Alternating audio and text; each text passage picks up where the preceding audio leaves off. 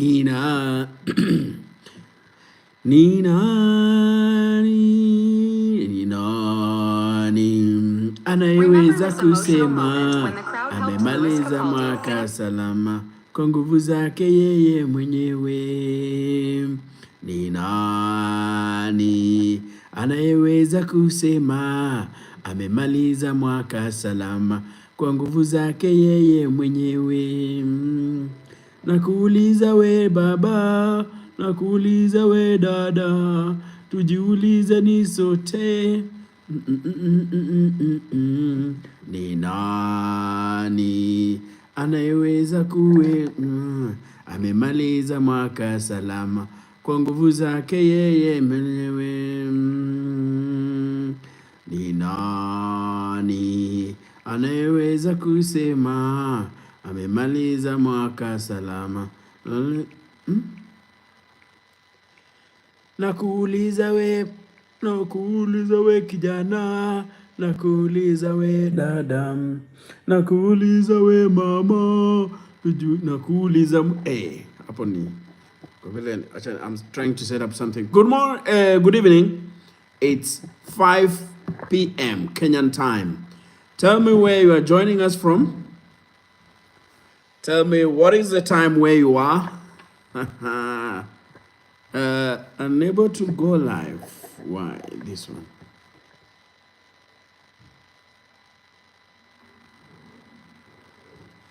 Probably I know.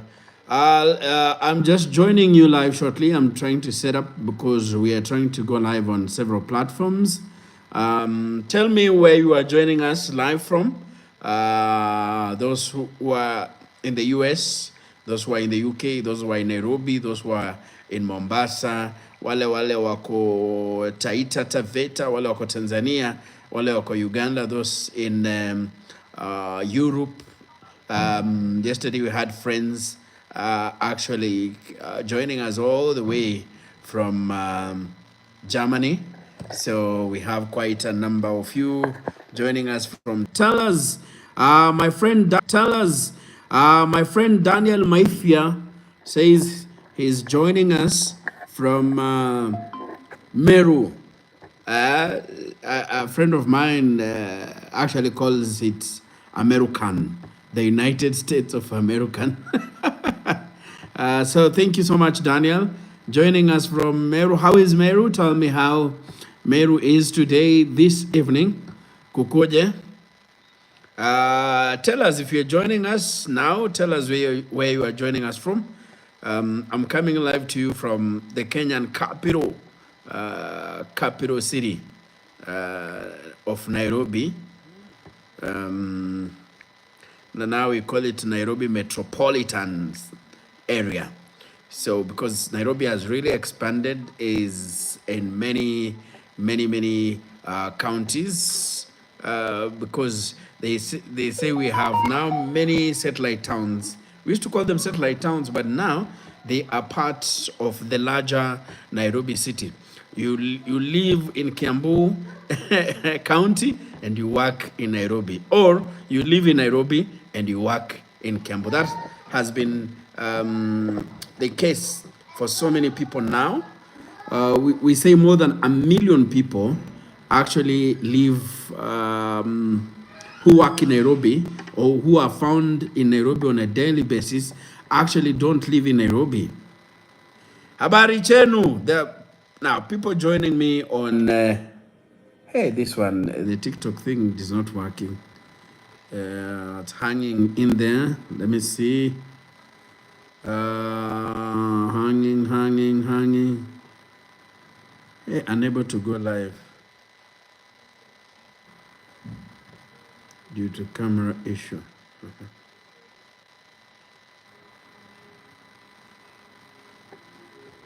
Hi. Yeah, I'm trying to go live also on TikTok, but I think that one has failed.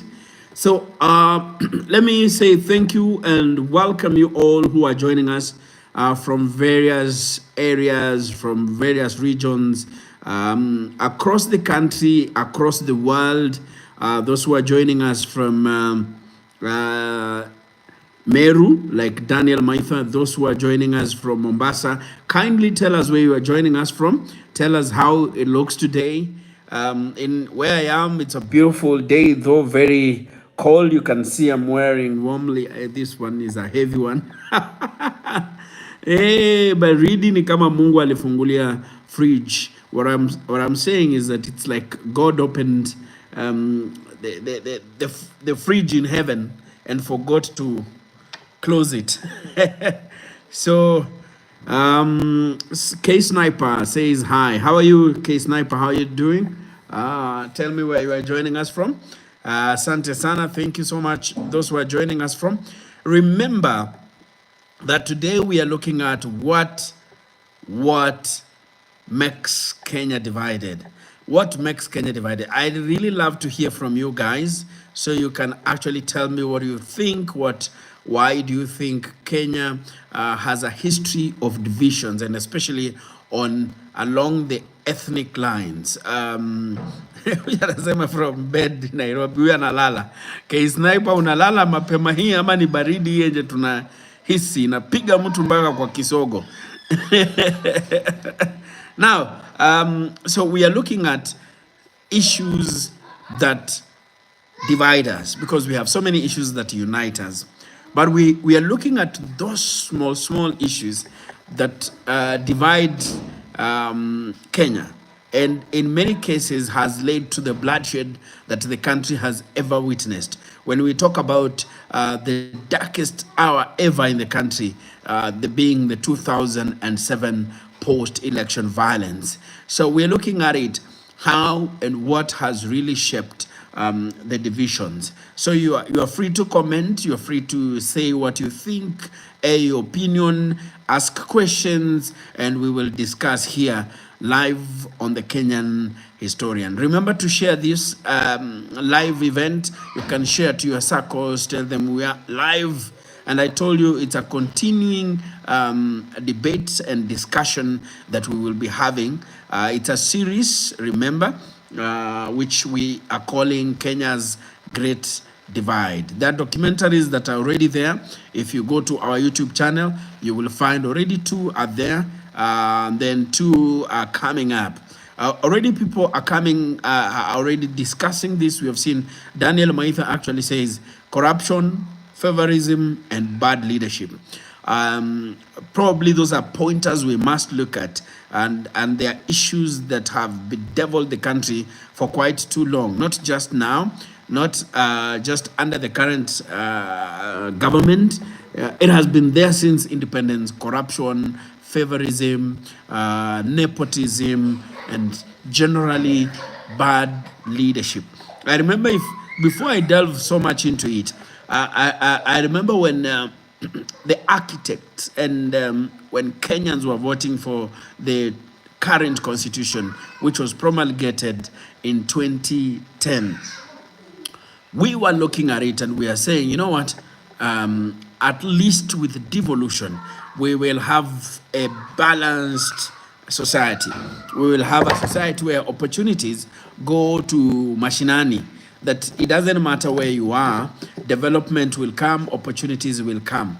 Now, the problem that we are seeing today, and which I have really seen is happening in many counties, is that the people who are elected in those counties actually steal money from the counties, come back to Nairobi, and put up houses, put up apartments in the capital city. So then you keep wondering. That one actually just beats the logic of the 2010 constitution as far as devolution was concerned. That is just looking at what Fidel has raised several issues, one of them being corruption, which I totally agree. Corruption has been there, is there, and continues to be there. I don't know how we can come up with ways to just deal with the issue of corruption once and for all and say, you know what, we can kill this monster. It has been there, but it has to start with those in leadership. That is being one of the issues that has been raised by Daniel again. Looking at it, he says bad leadership. So how do bad leadership bring about all the issues that Fidel has raised? One, corruption, favorism. So wherever you are and wherever you are joining us, just remember to send a message. First of all, tell us where you are joining us from, wherever you are. If it's in Kenya, outside Kenya, because I know we have many people who are joining us from across the globe. There are those who are joining us from the UK, there are those who are joining us from the US, there are those who are joining us from Australia, Canada. Yesterday we had people who are joining us from Germany, quite a number of Kenyans. Remember also that when you are joining us, remember also to join our channel and become a member on YouTube. When you become a member, we are actually in the process of coming up with awesome documentaries and awesome behind the scenes footage and everything that we will be using. And some of the videos that you have never seen, historical videos that you've never seen, that will be only accessible to members. So there we have different categories of membership. We have where you pay, you subscribe by just around $1, let's say $2, bronze, then we have silver, then we have gold membership. So we will be sharing different documentaries. We'll be producing tailor-made for our subscribers. So now we are live on TikTok and we are live on YouTube. I remember, if you're on TikTok and you have never come across us, go to our YouTube channel. It's called The Kenyan Historian. If you go to The Kenyan Historian, you will be able to watch our documentaries, and some of the issues we are discussing have already been highlighted by some of the documentaries that we have already published. You check on our series. It's called the Kenya's Great Divide. Kenya's Great Divide looks at the issues, in-depth analysis of the issues, and especially when you're talking about politics that divide us. And as we started on YouTube here, we have Daniel Maithia, who has raised several issues that divide us. If you're joining us on TikTok and YouTube, kindly remember to join in, and you can ask questions. You can send in your opinions through the message area there. You can send in, and we can continue with this discussion. Remember to like this video, live video. When you like, many people now will notice that we are live, and they will join us in. Remember to like, remember to share. Kindly, those who are live here, those who are joining us, remember to like. Dennis from Denver, how are you doing? On TikTok, I've seen Tony has joined in, Vincent, El Toro, Mr. Pleasure, Kipsang. Many of them you are joining. Thank you so much. Remember to like this live event. If you are on YouTube, remember also to like. Thank you so much. Thank you. Those who are joining in, quite a number have joined in on YouTube. Quite a number have joined in on TikTok. Mukenya Daima on TikTok says, during Moi era, tribalism was not so much, but what happened after his exit? Mukenya wants to know that. If you think you have an opinion over what Mukenya Daima has asked, you can actually write here. You can tell us your views. You can, yes, tell us your views about what Mukenya has asked. During Moi era, tribalism was not so much, but what happened after his exit? Now, on K Sniper on YouTube is saying, so we go to ethnic federalism. See, we go to ethnic federalism, like which flag is this? I can't remember the flag. It's like it's a small emoji, but with strategy to reduce corruption, or it's just a bad idea, I wonder. Or someone thinks about federalism, ethnic federalism. You know, Sniper. Let me tell you one thing. I think the problem that Kenya has. Before I go back to the restructured way that I wanted us to discuss, it's good that we discuss some of the issues that are being raised, some of the questions some of you are raising. So the question that I've always wondered, and most of the times, is we come up with structures and even legal frameworks to address some of these issues, but they don't work. You know, I normally ask myself, when will we come with leaders who have the political will to deal with some of the issues that belittle belittle some of the aspirations that we have as a people? Look at it. In 2010, Kenyans forgot about the tribal inclinations. When they were voting for the constitution, people voted. Those who wanted the constitution voted yes. Those who did not want voted no. And at the end of it, those who wanted the constitution came on top. And some of the issues that were enshrined in the constitution, some of the pieces of legislation, not legislations, but when you look at some of the sections of the constitution, were there to address some of the issues that we normally encounter. Look at it. Devolution is a big one. Devolution, actually, for me, was the biggest thing that was anchored in our constitution. It was just meant to address some of the issues and reduce the level of tribalism that we normally see. Because as someone mentioned, someone by the name Daniel Maitha, as Daniel Maitha mentioned, when you go back to look at why we normally have a lot of division, it's about opportunities that when you look at communities, some communities feel being left out when it comes to sharing the national cake. It's an issue that has been there since independence, but we haven't found a way of just addressing them. Look at it. If devolution had worked, yes, it has worked in some areas, but in a large scale, it has failed because of the people that have been elected to offices. Now, when I say that, I go back to a statement that I had made earlier. I know some of you had not joined either here on TikTok or here on YouTube. People go or are elected and some appointed to public offices at the county level only to steal. And then once they steal, they come back to the capital city, Nairobi, and invest. Some of the tall buildings we are seeing, some of the apartments we are seeing many people buying or constructing is actually what many have termed as wash, because wash is cleaning money, illegal money someone has stolen somewhere through an illegal trade or through corruption, and he comes and dumps. You've seen many buildings still coming up even when others are empty.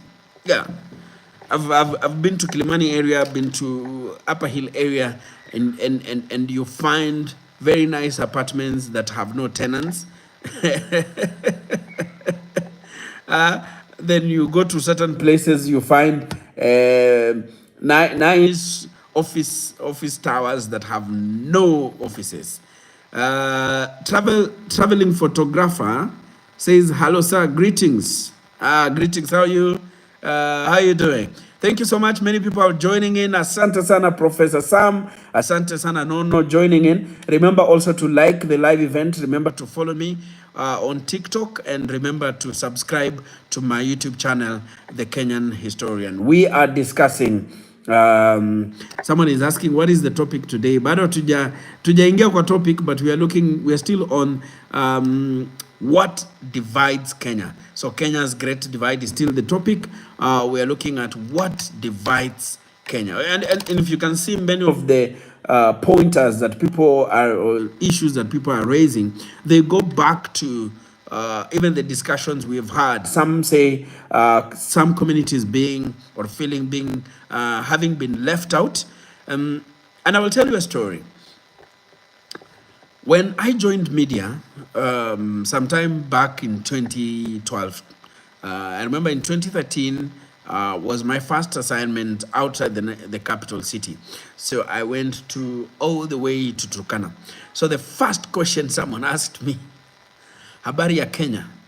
There was close to Loima. Loima is on the border of Kenya and Uganda. So someone asked me, Kenya muko namna gani, habari ya Kenya? And I was like, what does she mean? So I came to understand was because they don't see even government services, they don't even understand if there's a government. So they felt there were two Kenyas. There was a Kenya where people enjoy everything, wako sawa, Nairobi and everywhere, like going beyond Turkana. And many places were like that. You go to northeastern, they felt marginalized. So devolution came in to treat some of these ills, came into, that's why when you look at when the money is being distributed to some of these counties, you see there is what you call equalization fund. Equalization fund is meant to bring up these communities or development in these communities so that they can be not at par, but be close to some of the communities or some of the regions that are so developed in Kenya. Let me once again welcome you guys, those who are joining in, because I've seen many people have joined in. Someone has asked on YouTube, do you think we need a new capital city? That one we'll discuss, remember that. True sir from Lusaka, Zambia, asante sana. We have Makelebai Ngenda coming in. Is it Makelebai or Makelebai? Thank you so much. Dan Otieno, thank you so much for joining in. And today I will be acknowledging members, people who have joined our channel, which means they are members of our YouTube channel. So there is a membership program where we do things, we produce things that are tailor-made for our members. We did a little bit, but now we are working on quite a number where we'll produce documentaries, we'll produce behind-the-scenes footage tailor-made for our members. So if you want to enjoy that, you can join our channel, become a member. Remember that. Thank you so much. Those who have joined in, we have Dan Otieno. Thank you. Today I want to recognize Dan Otieno, who is a member. Vincent Casera, who is a member. Thank you so much, Vincent. You've been a member for quite a while, and you have enabled us to do some of the amazing stuff we've been doing. So when you become a member, you contribute monthly. You can opt out. It's not a permanent thing, but if you become a member, there are levels. There's the bronze, there's the silver, then the gold.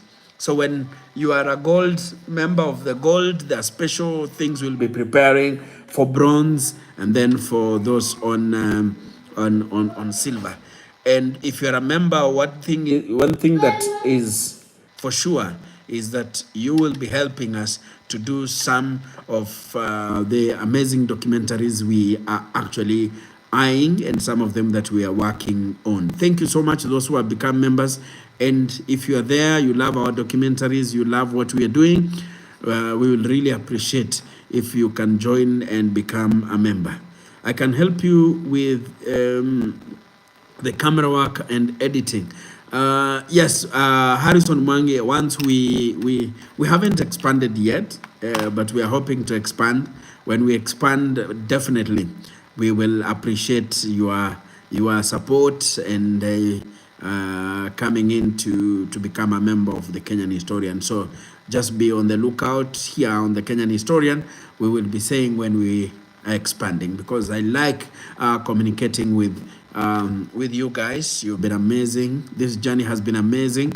When we started, I remember there was a guy, and I celebrated my first 1,000 subscribers, and the guy said, why are you celebrating and you have done nothing? I'm like, you know what I told him? 1,000 may be very small to you, but to me, it means a whole lot, because the first subscriber is the one who gave me hope. So 1,000, reaching 1,000, it meant like I was feeling now we can do it. We are on there. on the right track. So thank you so much, guys. Thank you wale mumezidi kukaa na Kenyan historian since we started the journey. It has been amazing. Back to what we have been talking about. Daniel Maitha is back. He says in Kenya, even the organs which are like to bring Kenyans closer, like NCIC and our judiciary, are failing Kenyans. They are politically motivated. Yeah, thank you so much.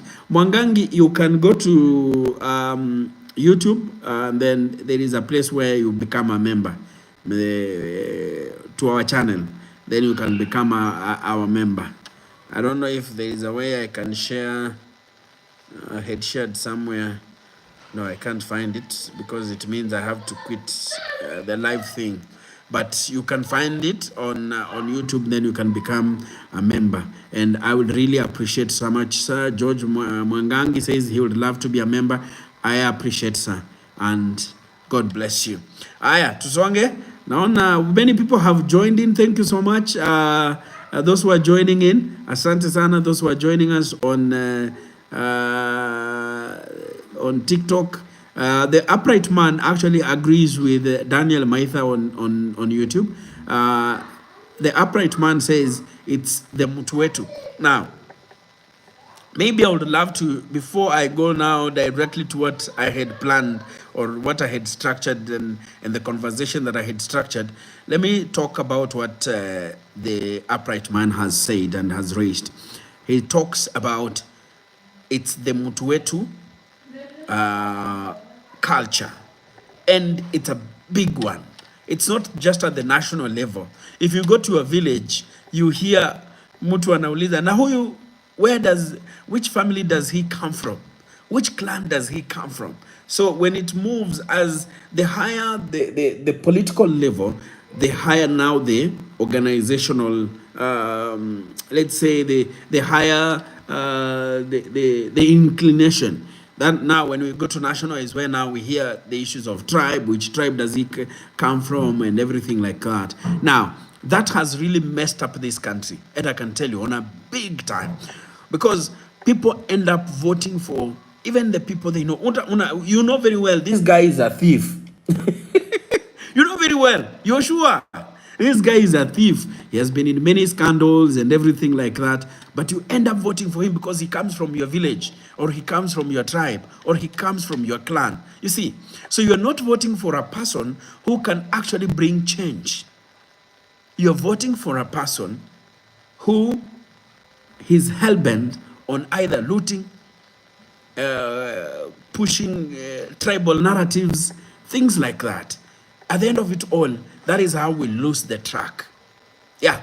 Now, let's go back a little bit of history, because now every time I normally say, whenever you want to get the answers of the issues we are facing, the issues Kenya is facing, Africa is facing, you have to go back to history.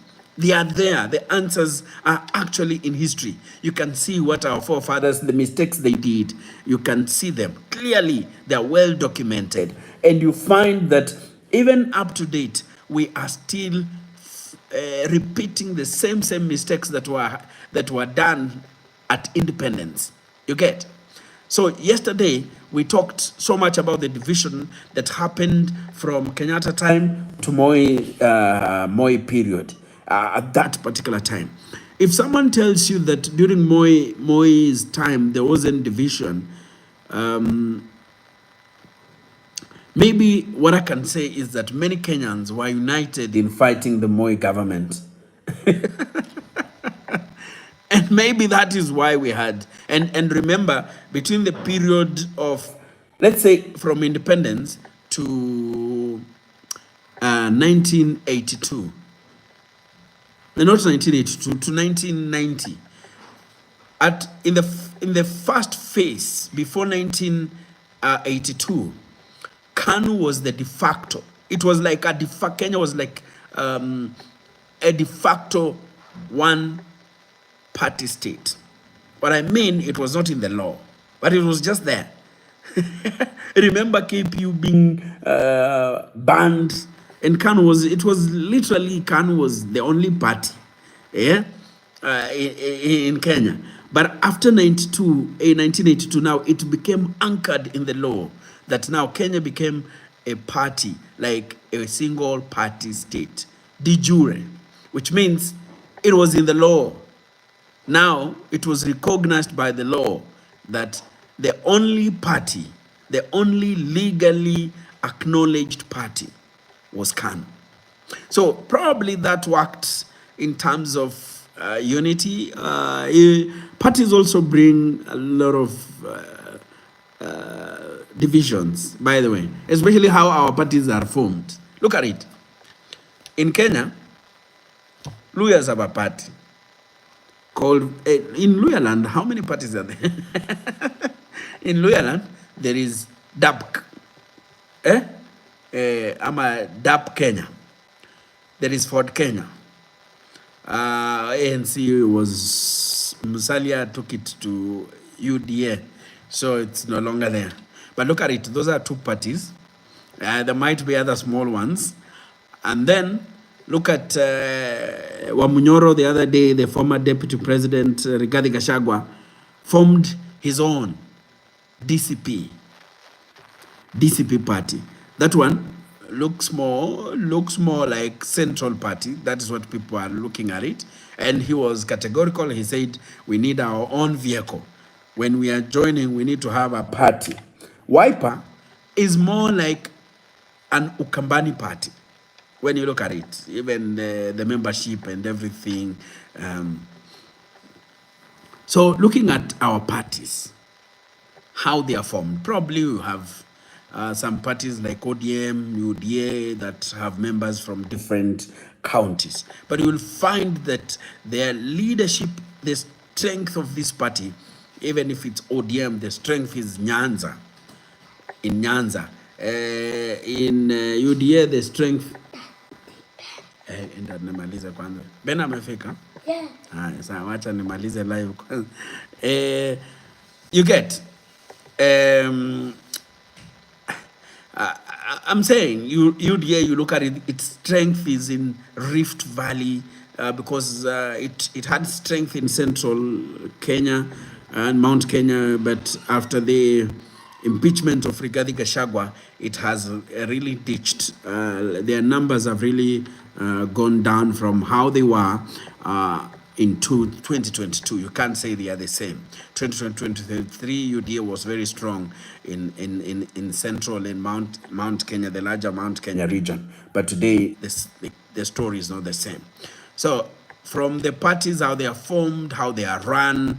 So even when we form government, look at it. When we form government, I love to be as candid as possible. I would love to be George Mwangangi anauliza Martha Karua party. Ile Papo, the name has disappeared. From, you know, she no longer has NAC Kenya. She has another one. Now I don't know which one has the strength iko wapi, but let's see how it goes. But at the end of it all, what I mean is our political parties are tribally inclined. They incline towards a particular community, a particular tribe. So you find at the end of it all, our politics are tribal. Look at it. In 2013, when you look at 2013, when Kalonzo Musyoka were discussing, Kalonzo Musyoka, Uhuru Kenyatta, and William Ruto were discussing about their lineup. Remember, they were, before now, Kalonzo ran out and joined Raila Odinga to form the CORD coalition. Kalonzo was in the camp that had Uhuru Kenyatta and William Samoei Arap Ruto. So the question that came up, and Kalonzo Musyoka has himself alluded to it, according to Kalonzo Musyoka, William Ruto asked him, Uhuru Kenyatta has numbers and has money.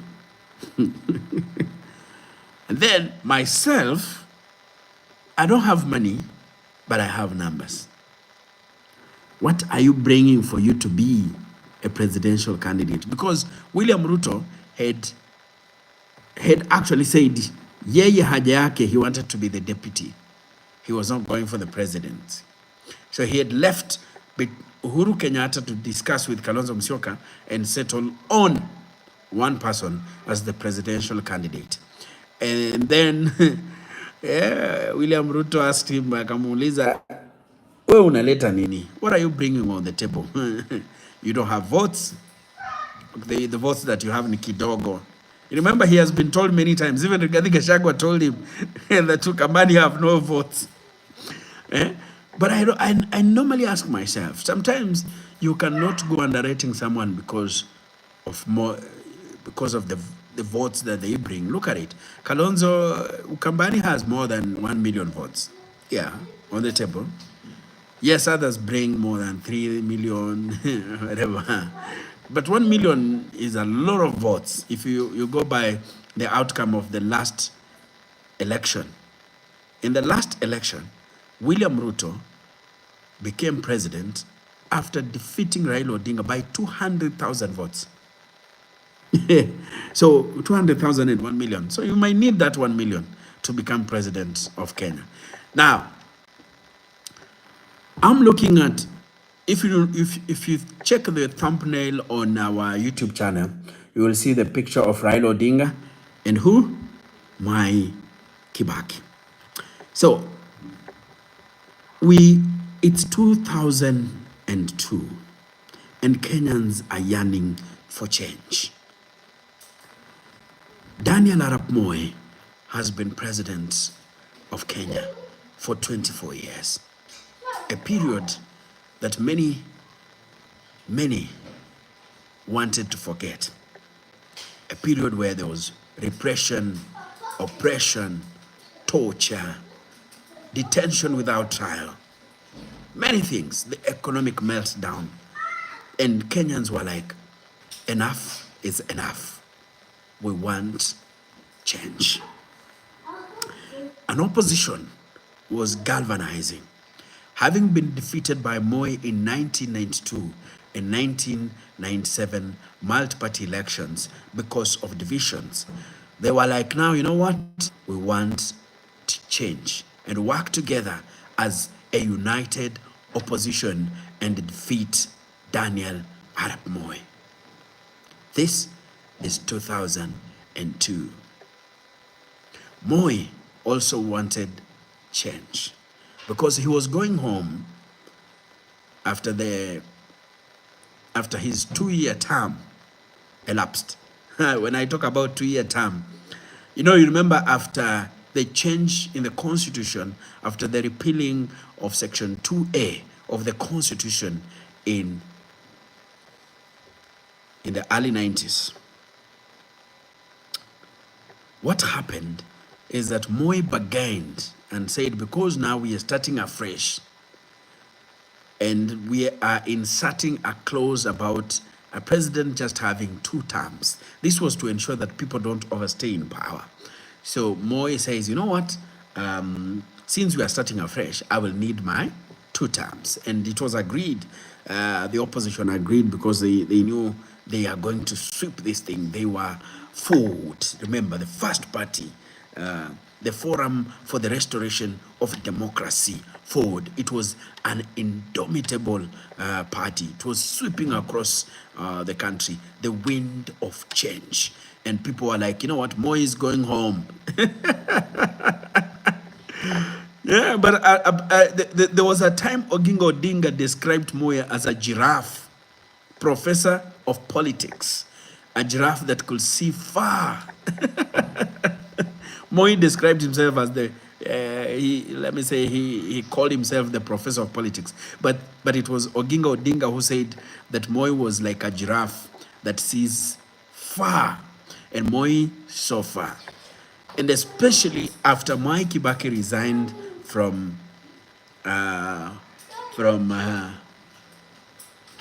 KANU. He was Minister of Health, and so he resigned and joined the opposition and actually formed his own party called the Democratic Party, DP. And now from there, Moi saw an opportunity. The opposition had been galvanized under Ford. And everyone was talking about Ford. And everyone knew that in the 1992 elections, Moi was going to go home.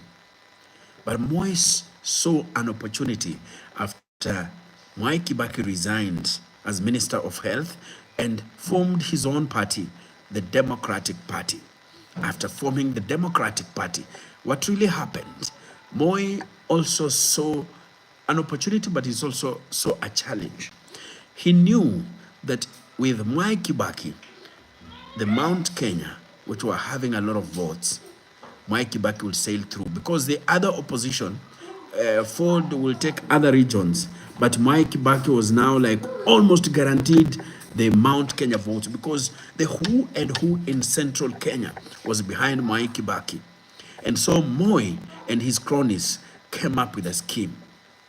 So he sent spies to England, where one of the opposition leaders, top opposition leaders, by the name Kenneth Njindo Matiba, was undergoing treatment. And they went there and they convinced Matiba to come and contest for the presidency. They told Matiba that, you know what? Kibaki is a young boy and he has already taken over central Kenya. He's a young man and has taken over central Kenya, Mount Kenya region. By the time if you support Odinga in the 1992 elections, by the time your time is coming, it will be too late. Kibaki will be the man in Mount Kenya region and you will have no chance. Number two, they told, they organized a welcome rally. When Matiba arrived, he was welcomed by a crowd that was saying, "My president, Mr. President." I know you've seen those videos, Mr. President, with placards. When Matiba looked around and saw the crowd, he was like, you know what? Kumbe, I can be president. So when he landed in Ford, he started quarreling with Odinga. Now he wanted to be the candidate for Ford, and that split Ford. Now, the Matiba people said, you know what, we were the originals, so our Ford is Ford Asili. We are the original. Yes. And Odinga said, you know what, ours will be Ford Kenya. The same thing happened in 2007. I know. I will tell you. In 2007, it repeated, and it involved one of the Odingas, but now with Kalonzo Musyoka. Those who know it. Now, splitting Ford and with Mwai Kibaki, you know what it split? The biggest split was not even about the national votes. It was in central Kenya. Let me go to TikTok and read some comments before I continue. Bona uliacha we are moving, we are inadequate, and negative ethnicity is the main thing dividing Kenyans, fueled by politics.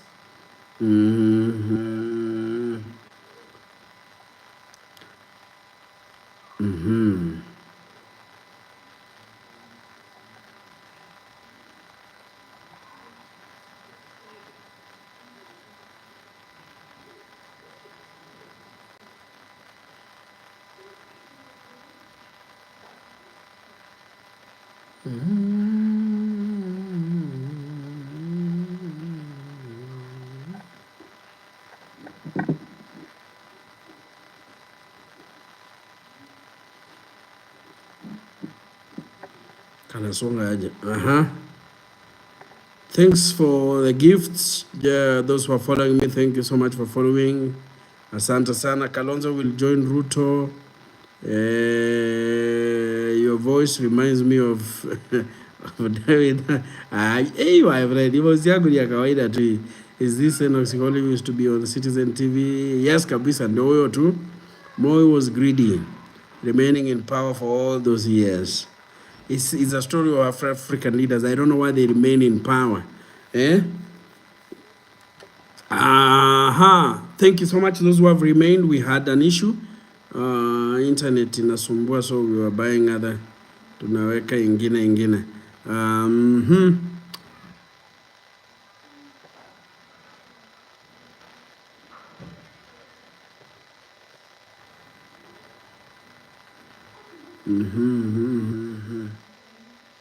So I was saying 2002. So I was trying to remember what we were discussing about.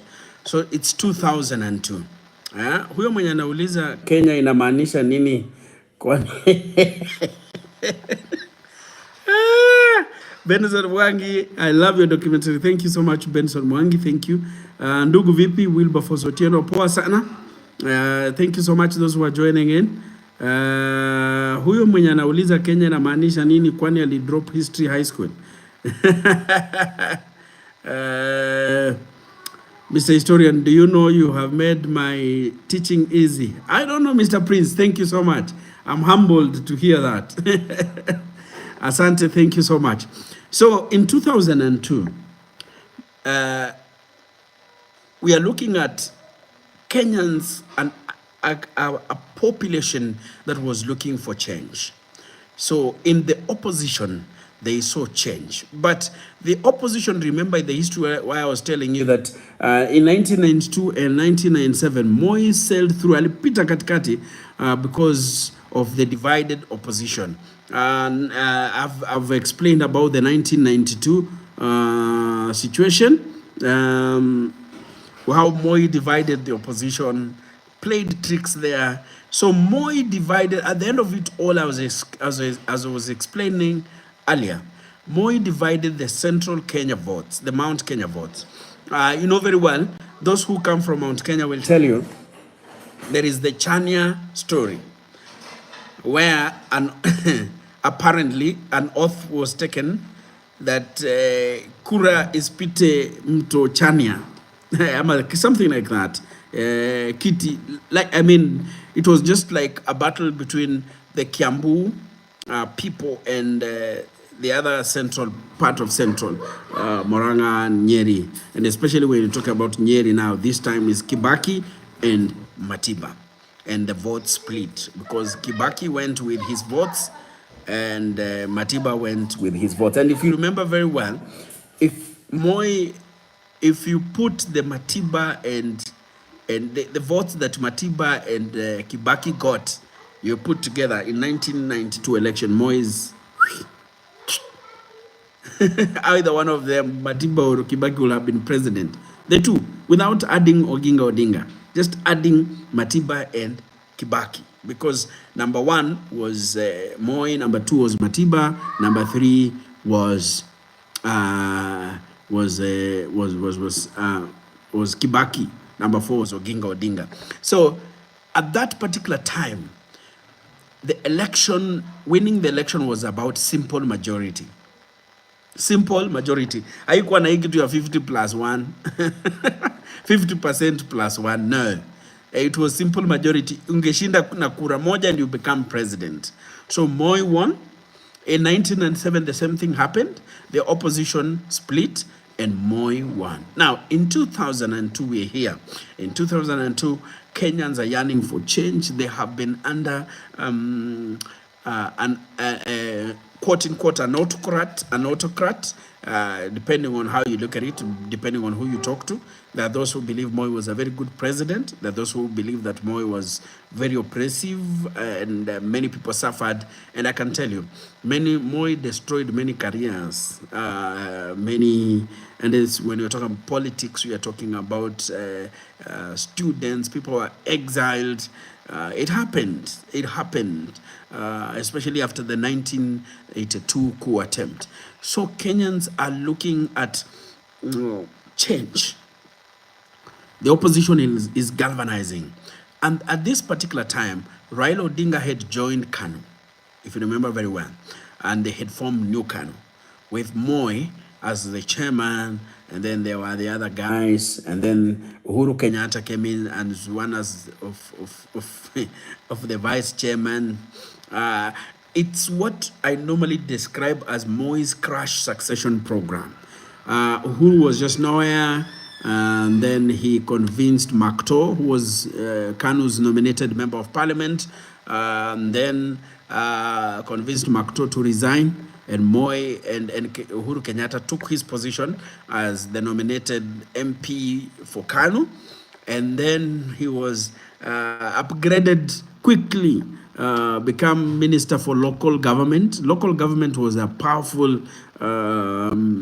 position because you oversaw the local governments. We are talking about municipalities, mayors were under you, cities, towns. When we're talking about county, municipal councils, there was county councils. They were under the Minister for Local Government. So it was to upgrade Uhuru Kenyatta's image, make him look presidential. But at the end of it, it didn't. But that it was to serve that purpose.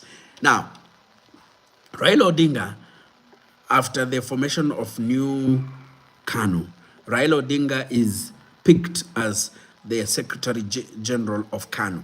After Moi having piga teke jamaa anaitwa JJ Kamotho. You know, the diminutive JJ Kamotho was given an elbow, literally given an elbow, and Raila Odinga became the Secretary General. So one day, Moi comes back from abroad, then addresses at JKIA the cabinet members, including his vice president, Professor George Saitoti. That's Kina Raila are seated. If you can watch, if you can see those videos, I have those videos, he's seated there.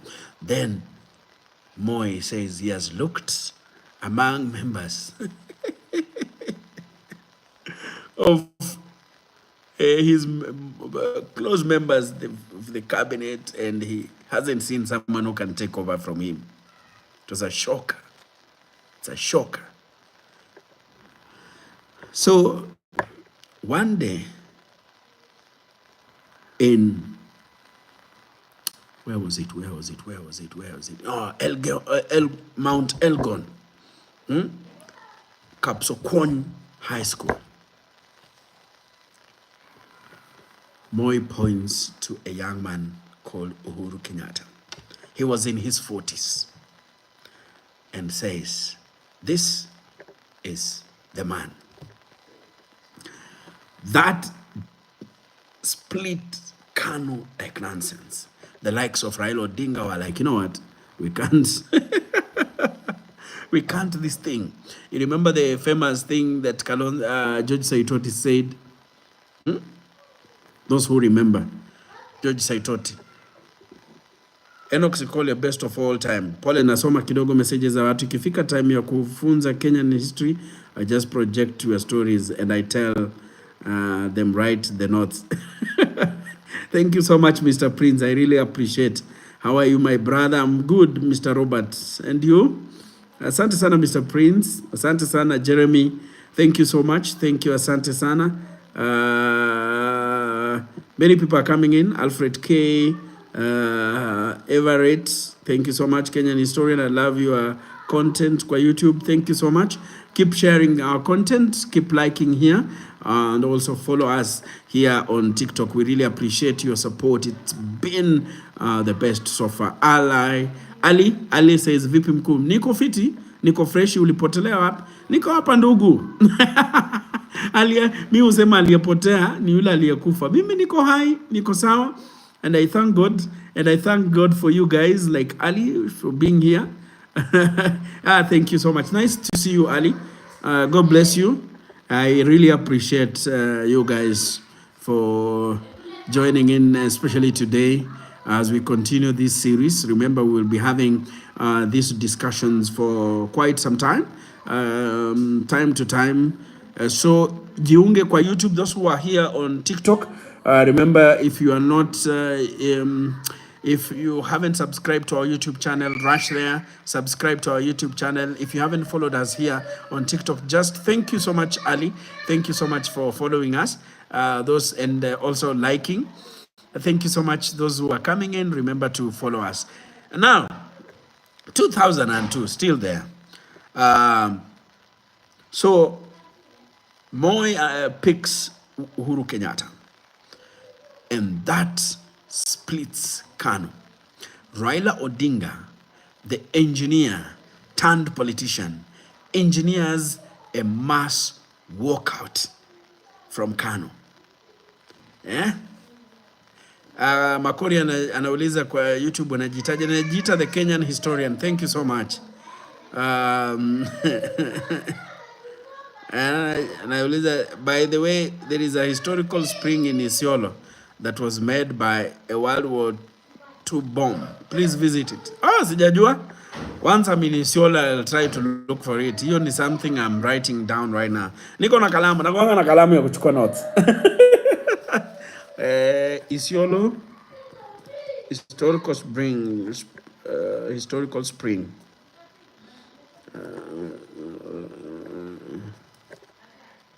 Shaped by a World War II bomb. Haya, hiyo nimeandika. Thank you so much for your suggestion. Nyumbani kwetu.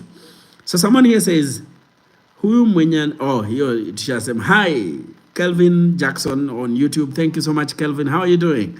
Brian Odero, hello my friend. How are you, Brian? Unaendelea aje? Mimi niko shwari, niko fiti. On TikTok, we have 7.5 likes. Kindly watu wa YouTube, mna let down. Nawaomba, mtie pale like. When you like, many people now, YouTube, TikTok, they feel like, you know, many people are watching, so they share. Na pia mnaweza share to your circles. I really appreciate those who watch our documentaries on YouTube. Kindly share them to your circles. So, 2002, Raila walks out of KANU. KANU splits. Pa! Uhuru remains with a few people from central Kenya and a good number from Rift Valley. But a good percentage leave KANU.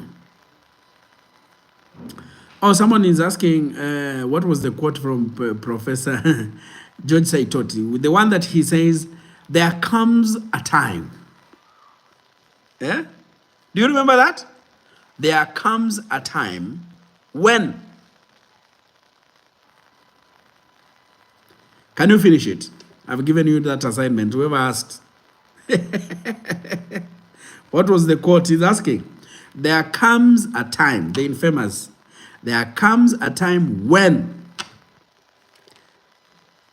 Kindly finish it, Victor Kipngeno. At least now you know that I know. Yeah? There comes a time, from George Saitoti. But continuing with the story, Raila Odinga walks out of KANU with quite a number of cabinet ministers, the likes of David Musila was a minister or assistant minister, but that one, remember the kina Olo Aringo, and Olo Aringo had remained. Olo Aringo had remained in KANU, had been in KANU for quite a long time. Those are the guys who are supporting Moi like nonsense. So they left. They left KANU, and before that they formed a small party. It was small, but it became big because of the numbers and the who and who, the likes of Kalonzo Musyoka and everything, like William Ole Ntimama. So they formed LDP. What did LDP stand for? Liberal Democratic Party. So they formed Liberal Democratic Party, whose tagline was Rainbow. Rainbow. At that particular time, the other opposition, the one that has been in opposition for long, had also formed an alliance. The alliance of Mwai Kibaki, Charity Ngilu, and Michael Kijana Wamalwa. So the three had united to form what we called the National Alliance of Kenya, NAK. The National Alliance of Kenya, NAK. So Raila Odinga, as he was discussing with LDP on other matters, they started quoting someone called Simeon Nyachai. So Raila Odinga, on this particular day, meets with Simeon Nyachai at Serena Hotel. They hammer a deal, one to vie for the presidency and another one to help form government. Now, even as they were discussing, Raila Odinga was also still discussing with NAK. NAK had already picked Mwai Kibaki as their preferred presidential candidate. So, as Raila Odinga was discussing with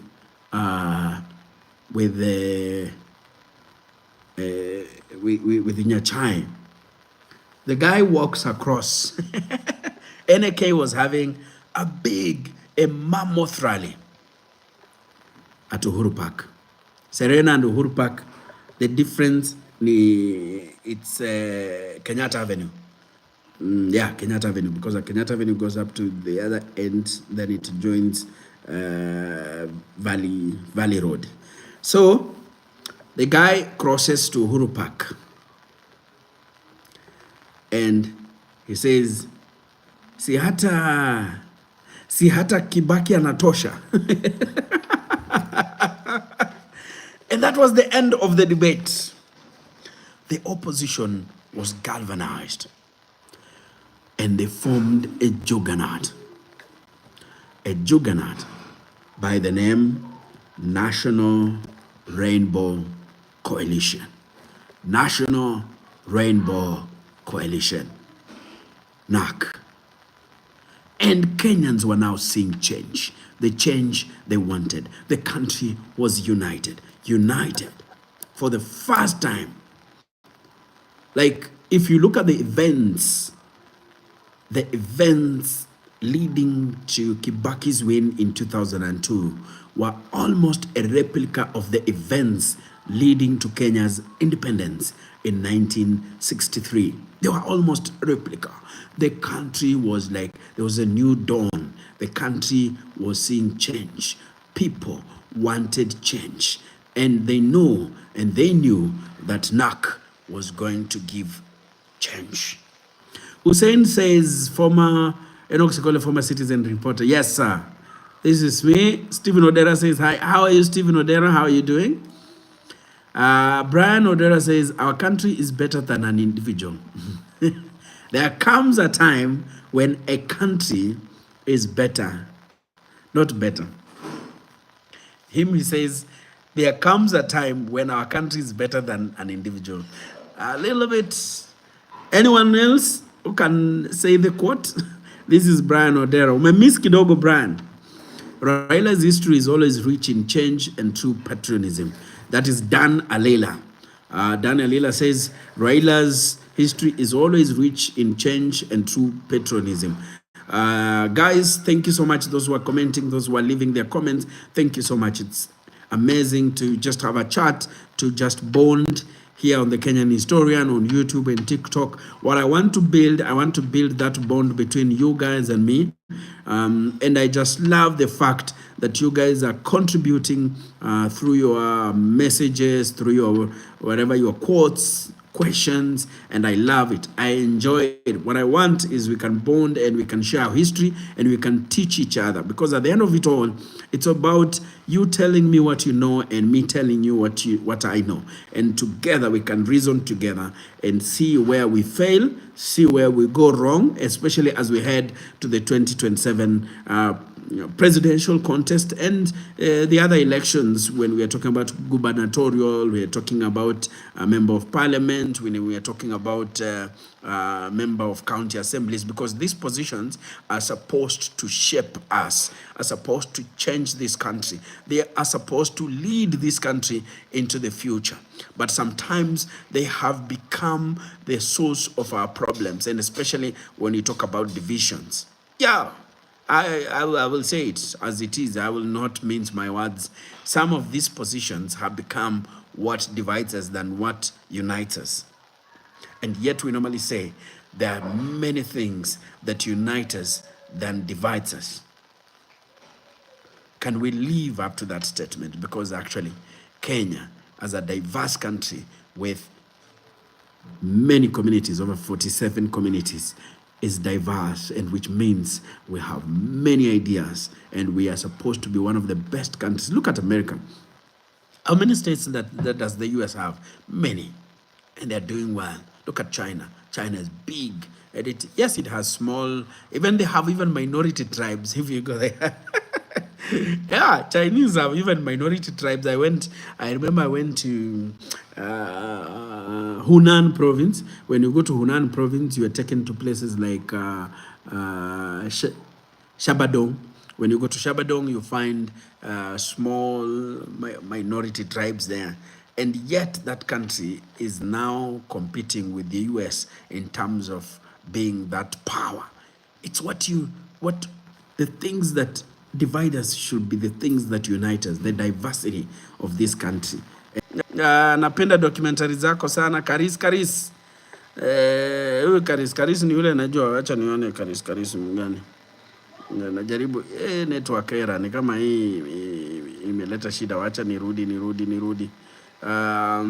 Watu wa TikTok msiende, narudi. Nimeona shida iko. Wanasema viewers wanangoja.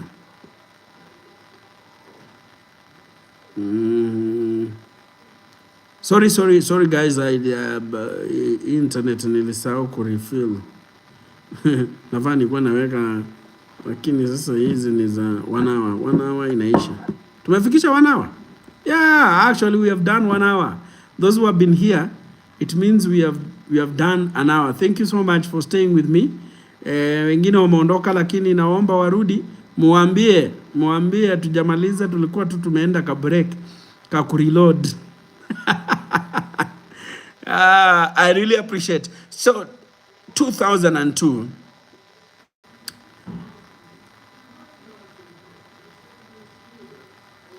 Kenyans are headed to the ballot. And so KANU has picked Uhuru Kenyatta, NAC has been formed, and NAC has picked Mwai Kibaki.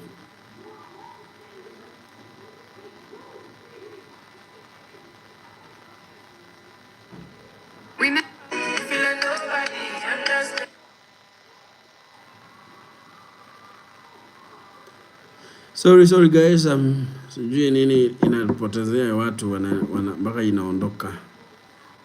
Hii vitu inasumbua. Okay. So, NAC has picked Mwai Kibaki. KANU has picked Uhuru Kenyatta by virtue of single proclamation by Daniel Arap Moi, then President of the Republic of Kenya, who was retiring. So at this particular juncture, the country is united and people vote for Mwai Kibaki overwhelmingly. It was a landslide sweep. Actually, NAC swept the whole country. KANU became the opposition. You remember that video of Uhuru Kenyatta conceding? Yeah, Uhuru Kenyatta conceding. And then I remember there was a time I talked to, I had an interview with Rigathi Gachagua some time back when he was MP for Mathira, just ahead of the election. Actually, I remember I'm the one who predicted that, who was very strong that Rigathi Gachagua was going to be the Ruto's running mate. By the virtue that the way he answered me, he responded to me during the interview. He responded to me in a manner suggesting that he held a rope around Ruto's neck and that he was dictating things. So I told people, I think I know who gonna be, who gonna be Ruto's running mate. And I said, it was Rigathi Gachagua. Forget other people that are being mentioned. And people argued, oh, blah, blah, blah, blah, Rigathi Gachagua. And when it happened, people were like, oh, how did you know? I'm like, I just had an interview with him and I analyzed the interview we had and I looked at it and I was like, this guy knows something. It's beyond just yapping. Ngenda, thank you, sir. Again, sir, you analysis is universal and enriching. Thank you so much. We just try. We try to improve each and every time. Thank you so much. I had a technical issue, but we are back on TikTok. Those who are coming back, asante sana, Opeto, Bogiman, thank you so much. Bonvince, thank you so much. Makavile, thank you. A lot of you are coming back. Everett, coming back. Thank you so much. Samia Ndabu, asante sana. Remember to like. Asante, thank you so much. Thank you so much. Hussein here on YouTube had said, big fan of Kenyan historian. Thank you so much. We are humbled. Hussein, thank you so much. Asante sana. Mungu akubariki sana. Now, I want to give a shout out. As before I continue, I want to give out a shout out to guys who have been our members on TikTok. Not on TikTok, on YouTube. Dan Otieno, thank you so much. Dan Otieno all the way from Europe. Vincent Casera, asante sana. Felix Kipto, thank you so much. Manji 20245, thank you so much. You guys, I'm encouraging you to become members of the Kenyan Historian on YouTube. You can do that by simply going there, joining our channel as a member. Now, we will have documentaries and content tailor-made for our members. We are pushing to have some few things and put together. Hey, thank you so much. I've seen a friend of mine all the way from Sierra Leone. He's from Sierra Leone. He's called George Elliott Sam. You know, the Sierra Leone with those names. George, how are you doing, my brother? How's Sierra Leone? George Elliott is one of, if you happen to be in Sierra Leone, this is the guy you need to know. He knows who and who in Sierra Leone. He's a big shot. He's a media personality, a very well-known guy in Sierra Leone, and someone who can pull strings there. So when you are in Sierra Leone, remember to buzz this guy. A friend of mine is called George Elliott. For those who travel a lot, if you find yourself in Sierra Leone, remember to look for George Elliott. He's a friendly guy, a nice guy. Thank you so much, bro. He says you are doing a great job. Asante sana. And I've been watching you too.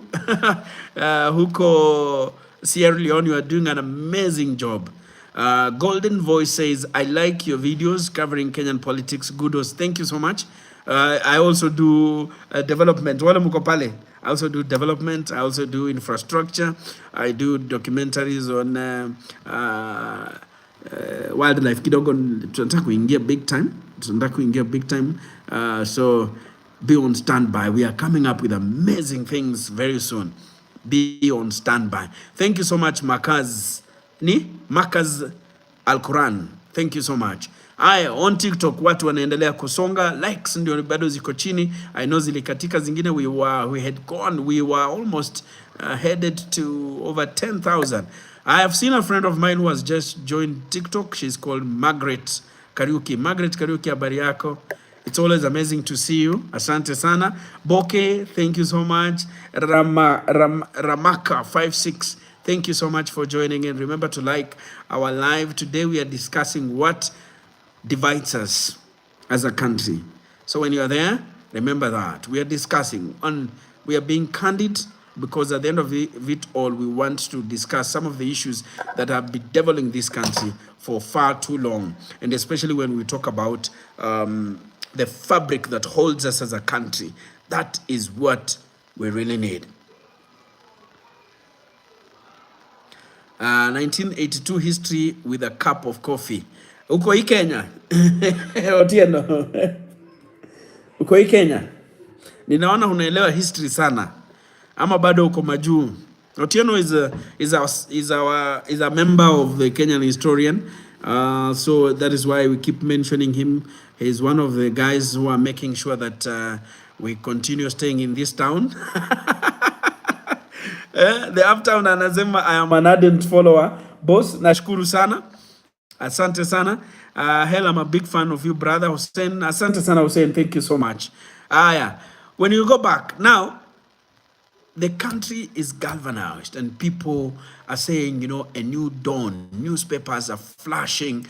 Remember that day after Kibaki is sworn in, it was chaotic. Yes, it was chaotic. At Uhuru Park. Yeah, if you remember very well, it was chaos.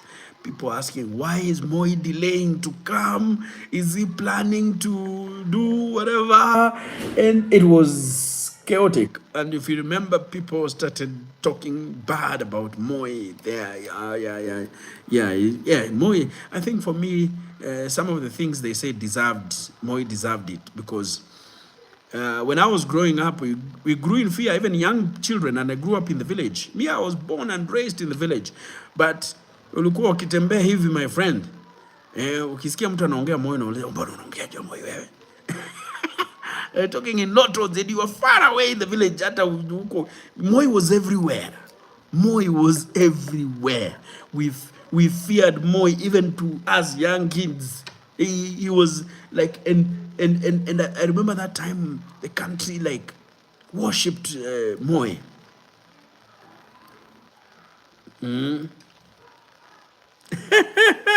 You interview powerful men and women, bro. Do they care about people? Nyuma ya tent. Sometimes it's hard to find that definition, bro. Bonnie Billions. Sometimes it's just hard, because when you talk to these people, they seem to be caring. They seem to be people who have the interest of people, the interest of Kenyans at heart. But when what you hear them say in some quarters, and you see them do in terms of, for example, legislation, and in terms of what they do behind the, you say, when the cameras are not rolling, you are like, seriously? I didn't expect this to happen or to come from this guy. Sometimes I don't know what happens to people when they are in power, when they have that power. Yeah, some people even before power. I remember very well. I will not mention names. I don't mention names. There is someone who we used to. I remember we used to talk a lot. Sometimes he will actually ask me things. Want to know mambo inaendelea aje, how things are going, and then when they became elected, when they were elected, they change. You're like, now this is not the guy I know. Something happened somewhere. But when you read, they say that power and money actually reveal the true character of someone. Then you realize that the person you are talking to before they got elected or they got into power was actually plastic. Haikuwa character yake, hiyo ilikuwa ya unyenyekevu, because hana your true character comes up. So I don't know, Bonnie, if I've answered your question, but I've answered you in round so that you can pick out what I'm saying. Is people are totally different when they talk to you. Sometimes even off cameras. I'm talking to my TikTok people here. So sometimes when you see my eyes changing here, moving like this, I'm talking to TikTok. When I come like this, turn my face like this, I'm talking to those on YouTube. That's how I've set up these gadgets here, these phones here. So I don't know, Mr. Bonnie, if I've answered your question. But if I haven't, you can re-ask, and then I try again. I didn't understand well why when you left Citizen as senior reporter. Maybe tell us, bro. I have done, if you go to my YouTube, I've done an extensive YouTube video, because if I start today, it's a long story. I explained some of the reasons. It was normalis. I just left because there was a greener pasture somewhere. I wanted to work for an international TV station, and the opportunity had come. It came earlier. I had just worked for 2 years at Citizen TV, and then the opportunity came, and I was like, I'm not going to let it go because I had really wanted to work for an international TV station, and the opportunity came, and I was like, okay. So that's how I left Citizen TV. And then after that, I had also in my mind, I wanted to start my own stuff. Now, the Kenyan Historian. I didn't have the idea of Kenyan Historian, but I knew that I wanted to do something. And I knew that if I remain at Citizen TV, there will be a lot of what we call, it's called what, conflict of interest. So I had to leave. Yeah, so I left on my own volition. I really wanted to try out new things. So it's life. If life, because I would have stayed comfortably at Citizen. I remember very well. If we talk about my bosses, they were okay with me. They loved what I used to do. When you talk about the owner of the station, I had no issue there. I had absolutely zero issue at Citizen. And they were okay with me. Actually, they loved what I used to do. So I would have stayed there comfortably. I will still be comfortable at Citizen today. But, sometimes they say, don't be too comfortable at a place. Yeah. So I love challenging myself. I saw a different challenge I wanted to try out, and I don't regret it. Yeah, I don't regret it today, because today I'm doing it. It has given me that platform, opportunity, and just the liberty to do the things I would want to do. I believe that soon I will even do better. Soon I will do better. Let me hope that what I'm praying for materializes, because what we are praying for funds, that we get funds now we can traverse this country and tell the story of Kenya. Actually, Kenyan history, because most of the times we've been telling the history best in Nairobi, but Kenyan history is huge. Every corner of Kenya has its history. Now, we don't just do historical stories. If you check our YouTube channel, you will see a lot of segments. We do a little bit of investigation, a little bit, not deeper, but we will want to do deeper once we get funds. Investigative stories are quite expensive to hack. Takes time, takes money, and everything like that. So you have to be a little bit loaded, kidogo. I'm just a single man up trying to put funds together. By the way, I tell people, someone who was like, my friend, doing a documentary is quite expensive. It's not the way people think. And if you want to do it, especially if you want to do it properly, because right now we are just doing less than 50% of what we can do. I know that because I know what we can do. We are doing less than 50% of what we can do. But we hope that, as I said, we get funding or partnerships that can actually uplift us, and we do more documentaries. Yeah, this story from Hussein, actually from Wajir, is something that we have in the pipeline. I know people from TikTok haven't seen that. There's Hussein on YouTube who is asking about when we can go and do a story about the Wagala massacre in Wajir. It's pronounced as Wajir, not Wajir. The way people say in Somali you say Wajir. So in Wajir County. So let me hope that what I've been talking about in terms of funds and partnerships come about. Some of these stories you will see them and told in a special way that has never been told before. Thank you so much. Hey, tumetoka sana kwa ile story yetu.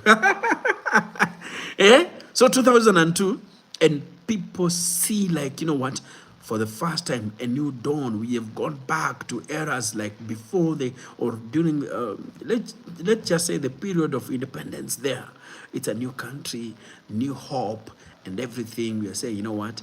This is the government. That government had who and who. Nyanza had representation, Coast, everyone. We look like we are represented in government. The eastern part, the northeastern part, they were in government. So we are looking at, you know what? This is for the first time Kenya looked united. Until the MOU came about. Those who understand the MOU, pre-election MOU between LDP and NK on the issue of positions. If you remember very well, at that particular time before the 2002 elections, there were even posters, there were calendars that showed about how NAC had shared positions. Remember very well, Mwai Kibaki was to be president. Mwai Kibaki was to be president. Omala Kijana to be vice president. Raila Odinga was to be prime minister. Charity Ngilu was to be who? Was it one of the deputy prime ministers? But they had positions. They had distributed those positions. But after election, Kibaki akasema mimi ndio nimekalia kiti. And then Kibaki came with a group. Those guys from Mount Kenya, they were called the Mount Kenya Mafia. Now, this time it's not the Kiambu Mafia. It's the Mount Kenya Mafia. The likes of Christopher Murungaru, David Mwiraria, Miruki was called Miruki Kirugi, ama Miruki Karuki from Nakuru. And there was, who again? Former MP for Kipipiri, Amos Kimunya. Now, these were Kibaki's blue-eyed boys. They brought a lot of divisions in the cabinet. Raila, according to Najib Balala, you know, had come from Kanu with Raila Odinga, and now they were on the LDP side. So Najib Balala tells me that actually, yes, the control of State House, Matere Kereri, I had forgotten that one. Actually, Najib Balala tells me that Matere Kereri is the one who locked the gate of State House to Raila Odinga. So Raila Odinga had no access to Mwai Kibaki. Remember, he was the Minister for Roads, a powerful ministry.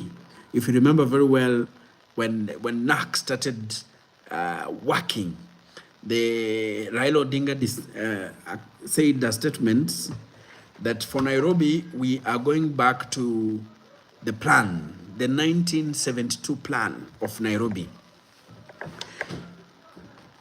So he went back to the plan, which meant roads were to be constructed in certain areas.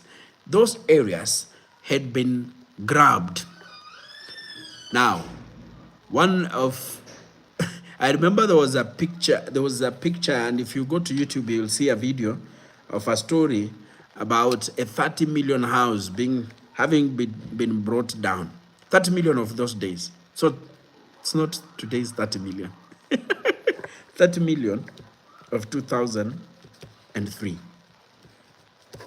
But it had been constructed on a road reserve meant for, was it Northern Bypass? But one of the bypasses, I think it was Northern Bypass, brought down. Some of the houses belonged to politicians, powerful politicians, especially from Central Kenya, brought down by Raila Amolo Odinga.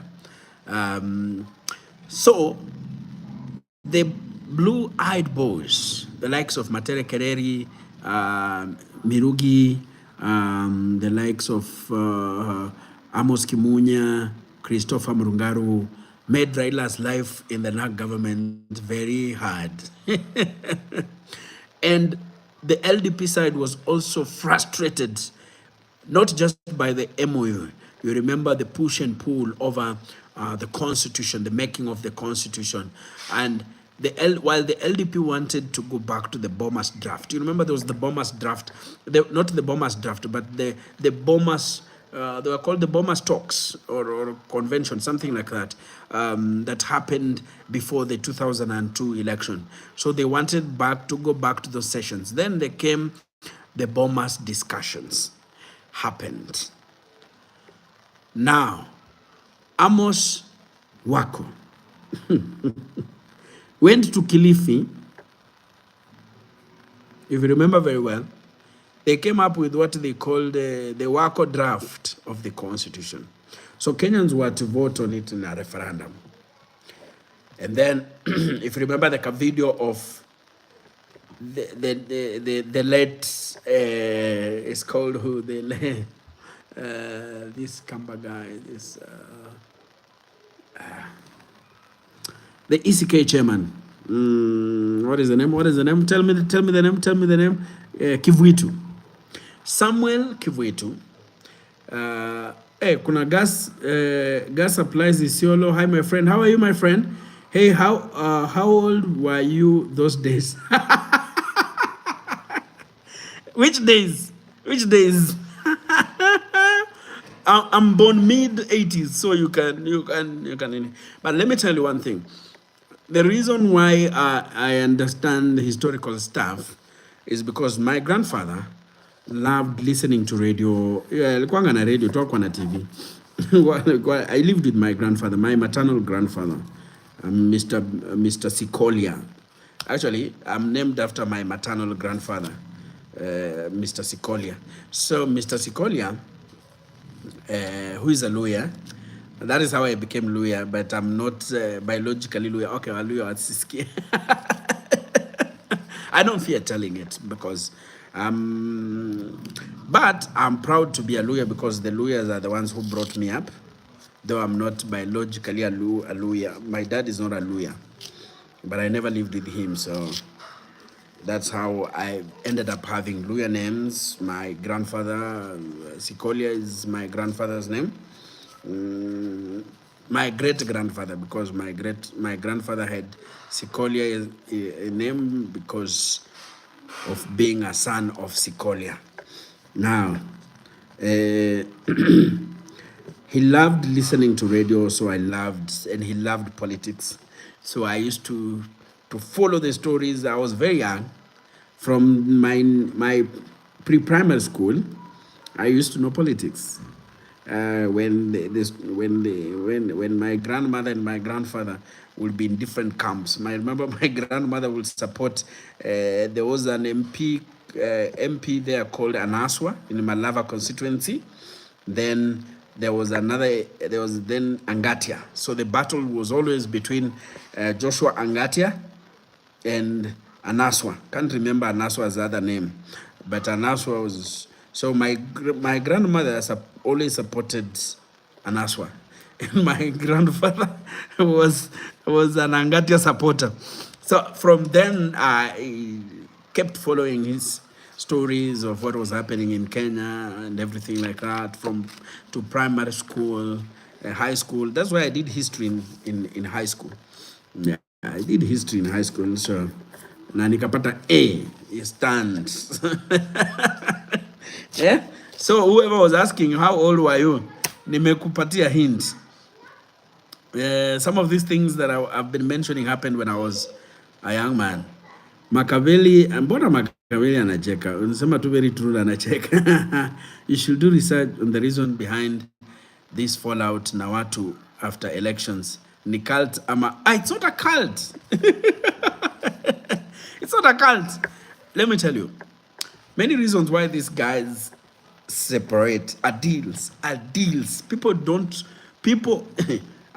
told people, many people in Africa don't join government to help you and I. No. Many people join government for themselves. I'm telling you. That's where our problem starts. And many of them, they have things they want to protect. Yeah, that's why you find someone who earns 3 million, 2 million per month, quits that job to come for a job at 800. But 800 is not the issue. He can even give out that money. The money that he will get, yeah, by being a member of parliament, by being a cabinet minister, is a lot. Kickbacks, wherever. These guys have companies. So it's those companies. When you are an MP, if you walk to an office, yeah, you shake many people around, you know many people, you make calls, and you get those deals. So the fights, many of these fights have been about deals. I'll one day tell that story of the deals that I know that separated guys. One day. But they're usually very dangerous stories. That is why sometimes we leave them. Many people just say, this is untouchable. I don't want to find myself in a quarry. Yeah, many people unawachia pale. But I've answered you. Today, I have seen how MPs hurriedly made amendment of the Kenya Roads Act to win the counties. I'm telling you, it's about the money. It's about the money. Someone says, if you want to get a story on corruption, you follow the money. You follow the money. Because when you follow the money, you will find the culprits. It's always about money. Kama kuna story natamani kujua ni reason behind Rao being disliked na the Mount Kenya region. It's a long story.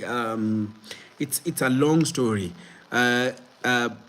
Many people have come out with theories about why Raila Odinga is disliked in Mount Kenya, but it's more about what politicians tell people.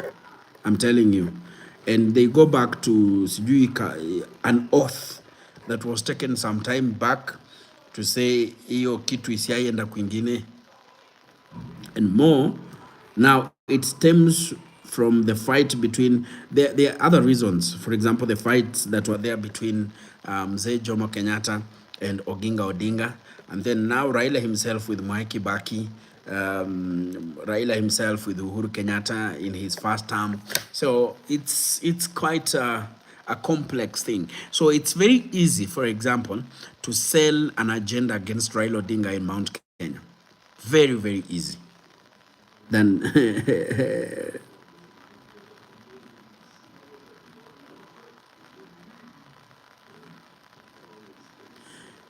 SK, I haven't understood your question. Are you broken to John Swaka? Hey. John Swaka. What do you mean? Sijaelewa.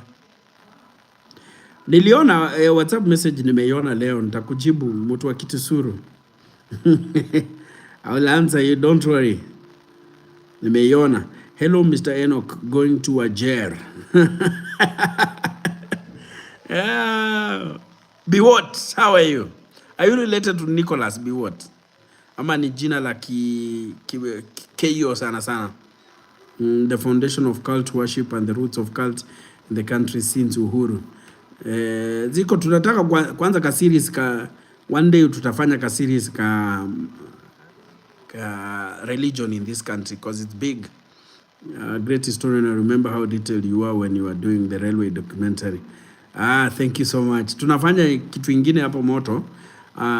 Kindly engage me also. Abale 87. Abale 87. Kuna namba yangu pale, unaweza ni WhatsApp. Then we can talk. Polo Marketing, how are you doing? Thank you so much for following. Rain Makavala nazidi tu kucheka power and money. Yes. These are the people fight for. Hakuna si mimi na wewe. Continue with the story of Raila and Kibaki.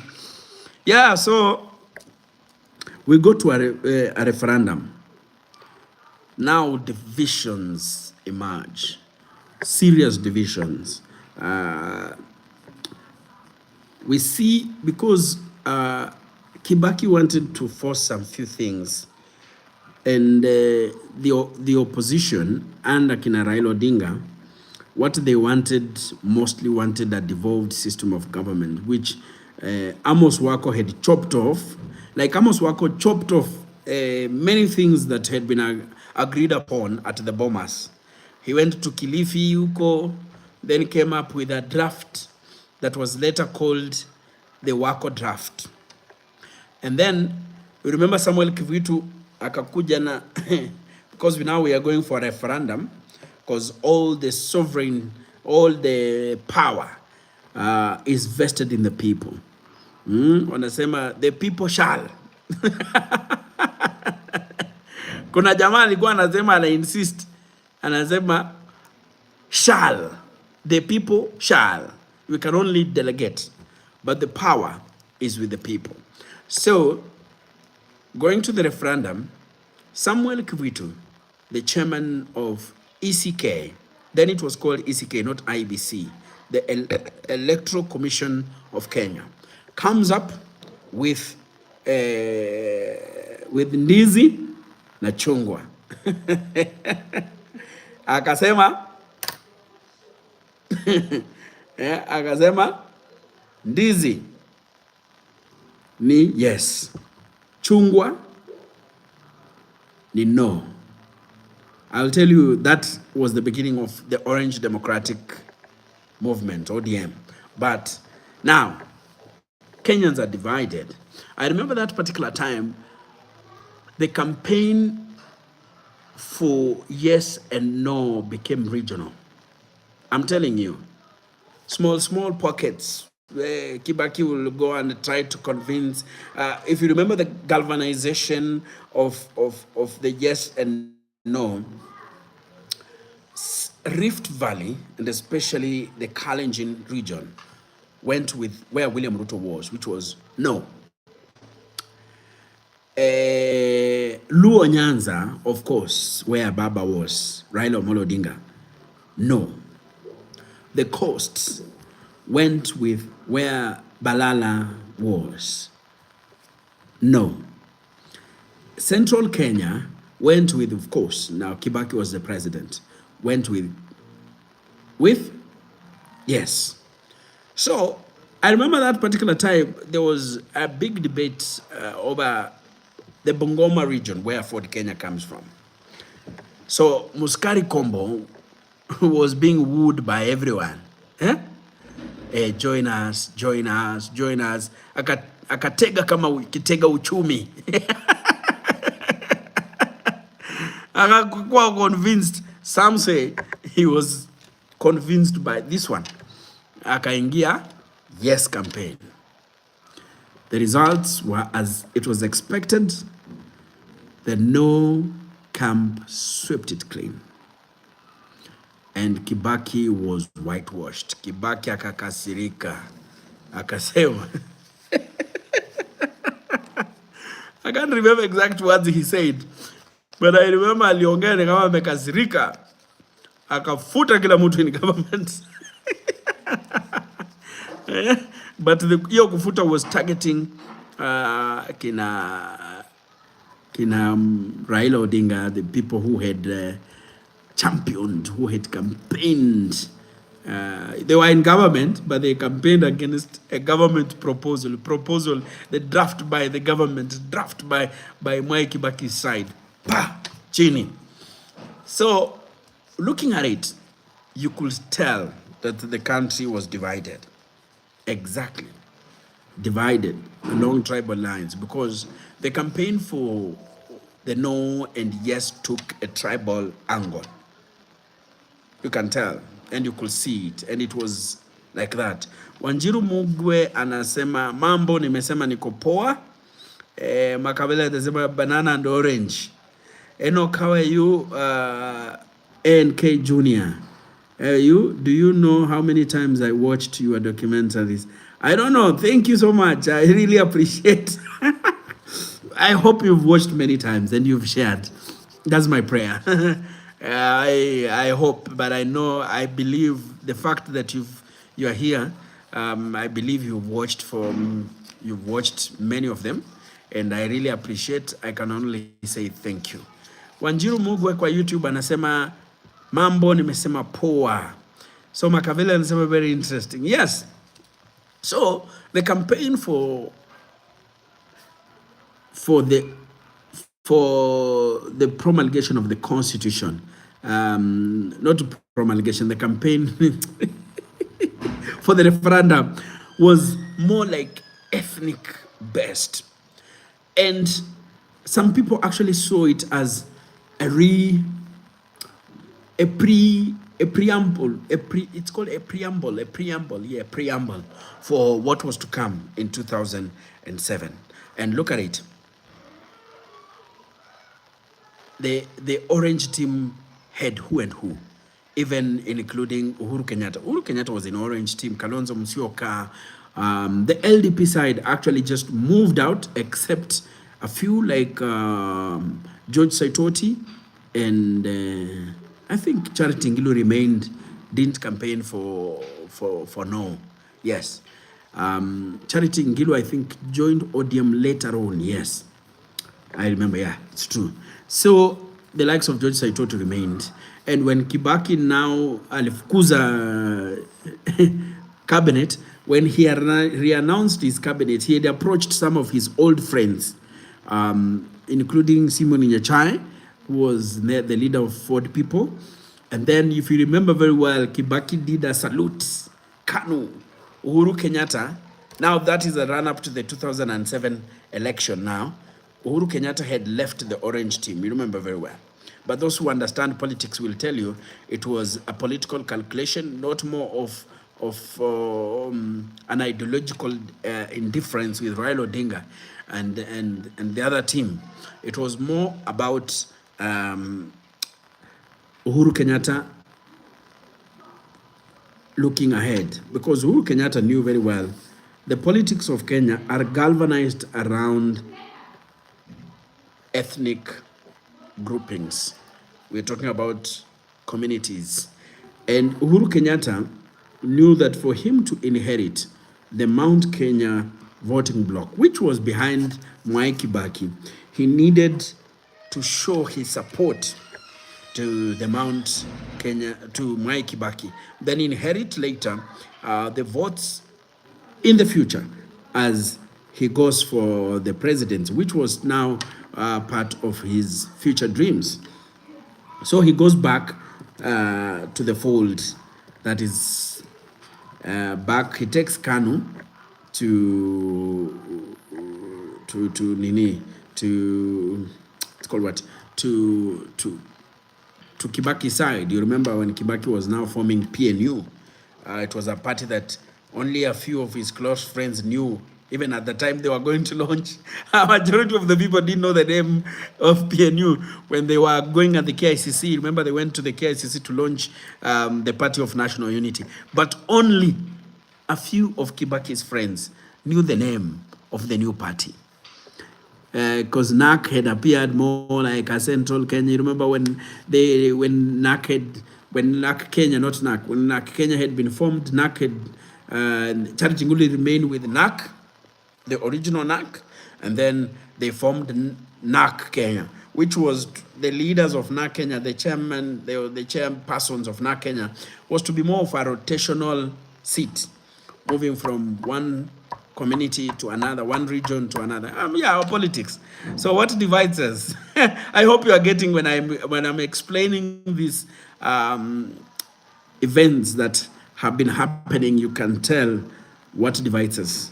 That is why people ask, during the normal days we were okay. Hata you share Otieno and Karanja, they wanaombana chumvi.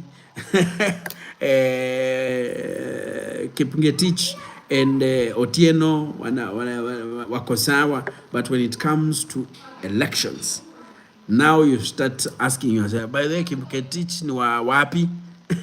You start now asking, where your friend, the friend you've been living together, the friend who has been your neighbor for a very long time now, you start seeing him as an enemy because you've just realized, by the way, he doesn't come from your tribe.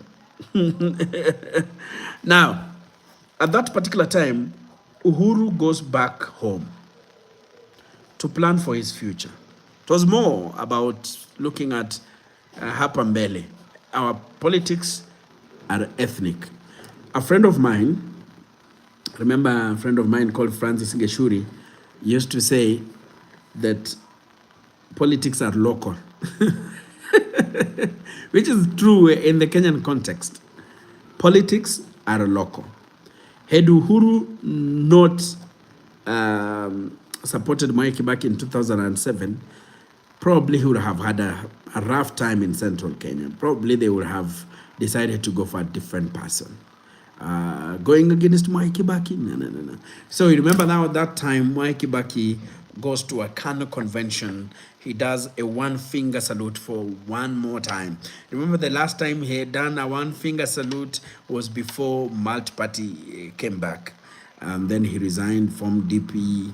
I remember the DP salute. Now he was going back to do the Kano salute because he needed the support of Kano.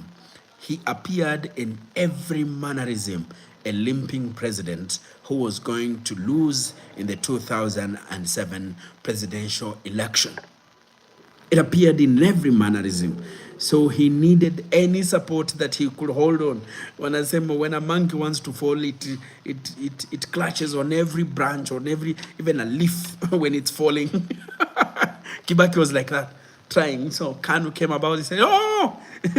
I remember that statement. He said, sikufikiria Kanu watakuja tufanye kazi pamoja tena.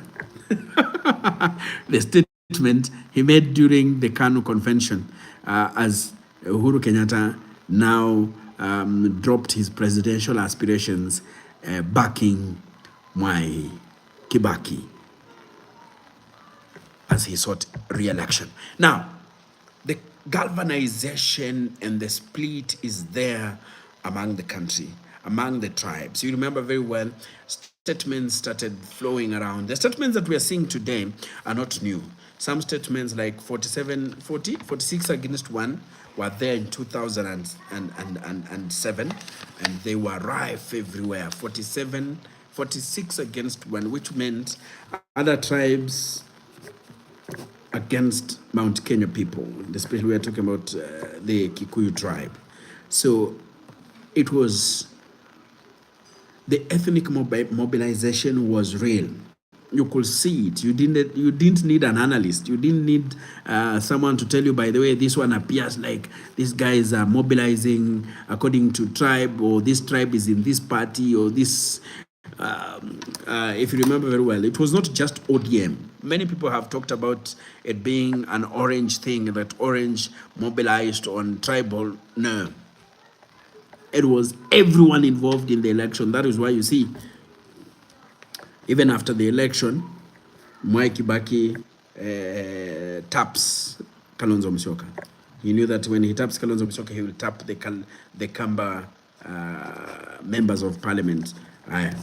We'll go back. We'll go back to that one. So, wacha turudi nyuma. So, ethnic mobilization happens as we head to the election. Remember, Kalonzo Musyoka also left the Orange Democratic Movement of Kenya.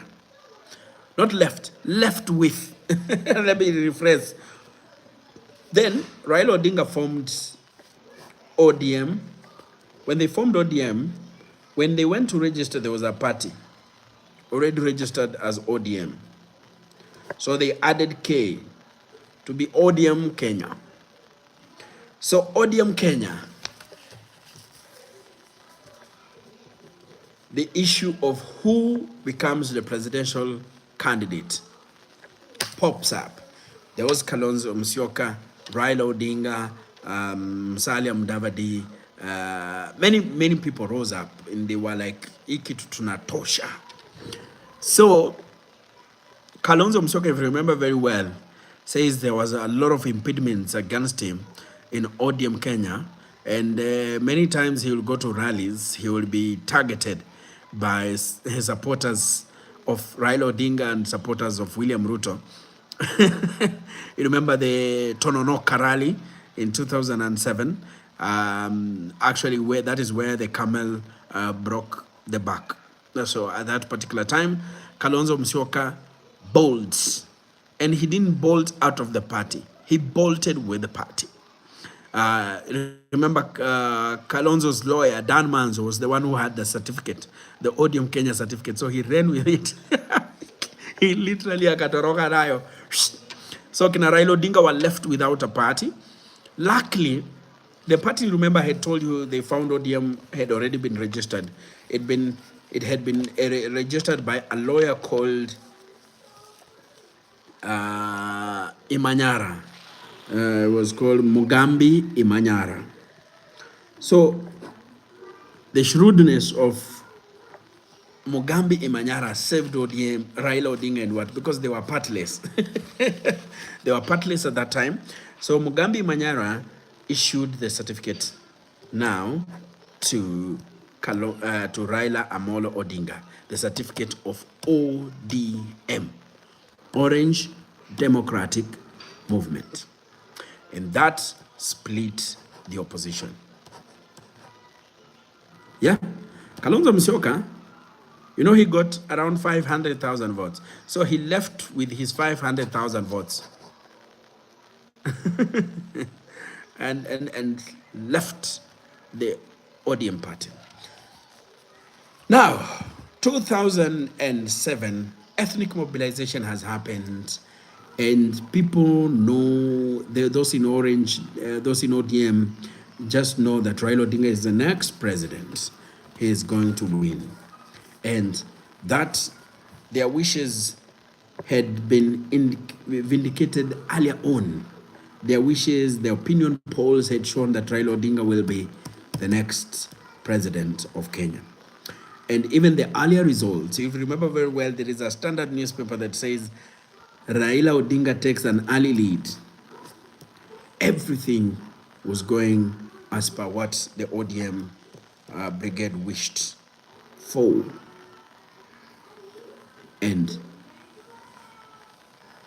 But then results or things started to change.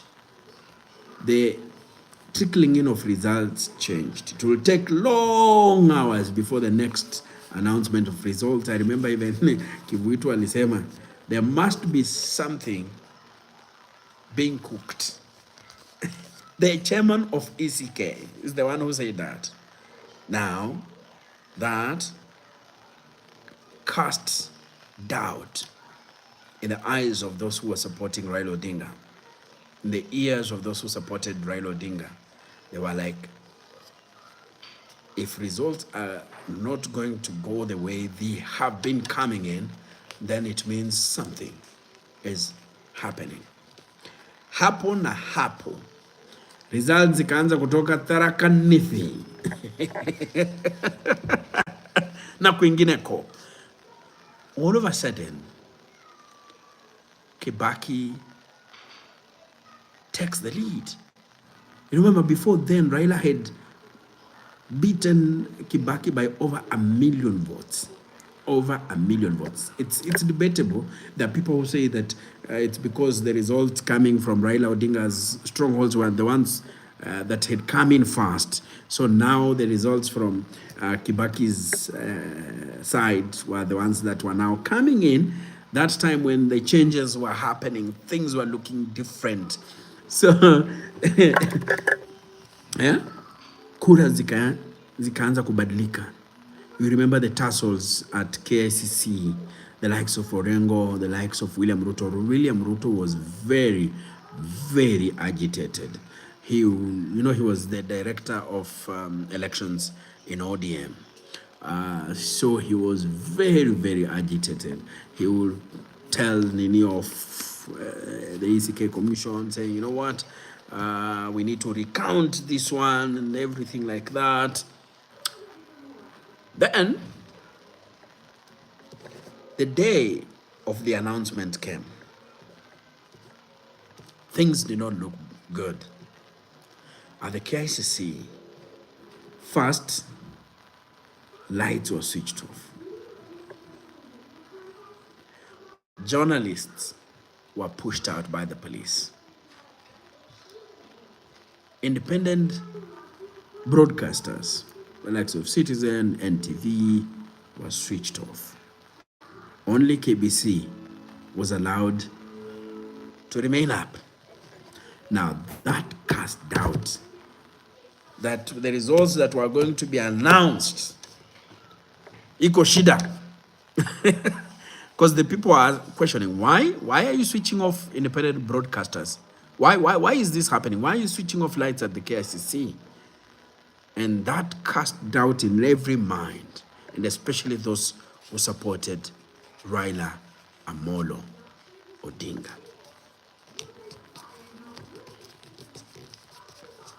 Then, hours after that happened, Samuel Kibaki pops up and announces that Kibaki had won the election. Chaos starts. Pole, chaos starts in different regions. Then it's called in the twilight, as the sun was setting up in the west, as the sun was setting, Kibaki was sworn in at the KICC in an event that was riddled with anything that had gone wrong. And just immediately after Mwai Kibaki took the oath of office, chaos erupted in the country. Chaos.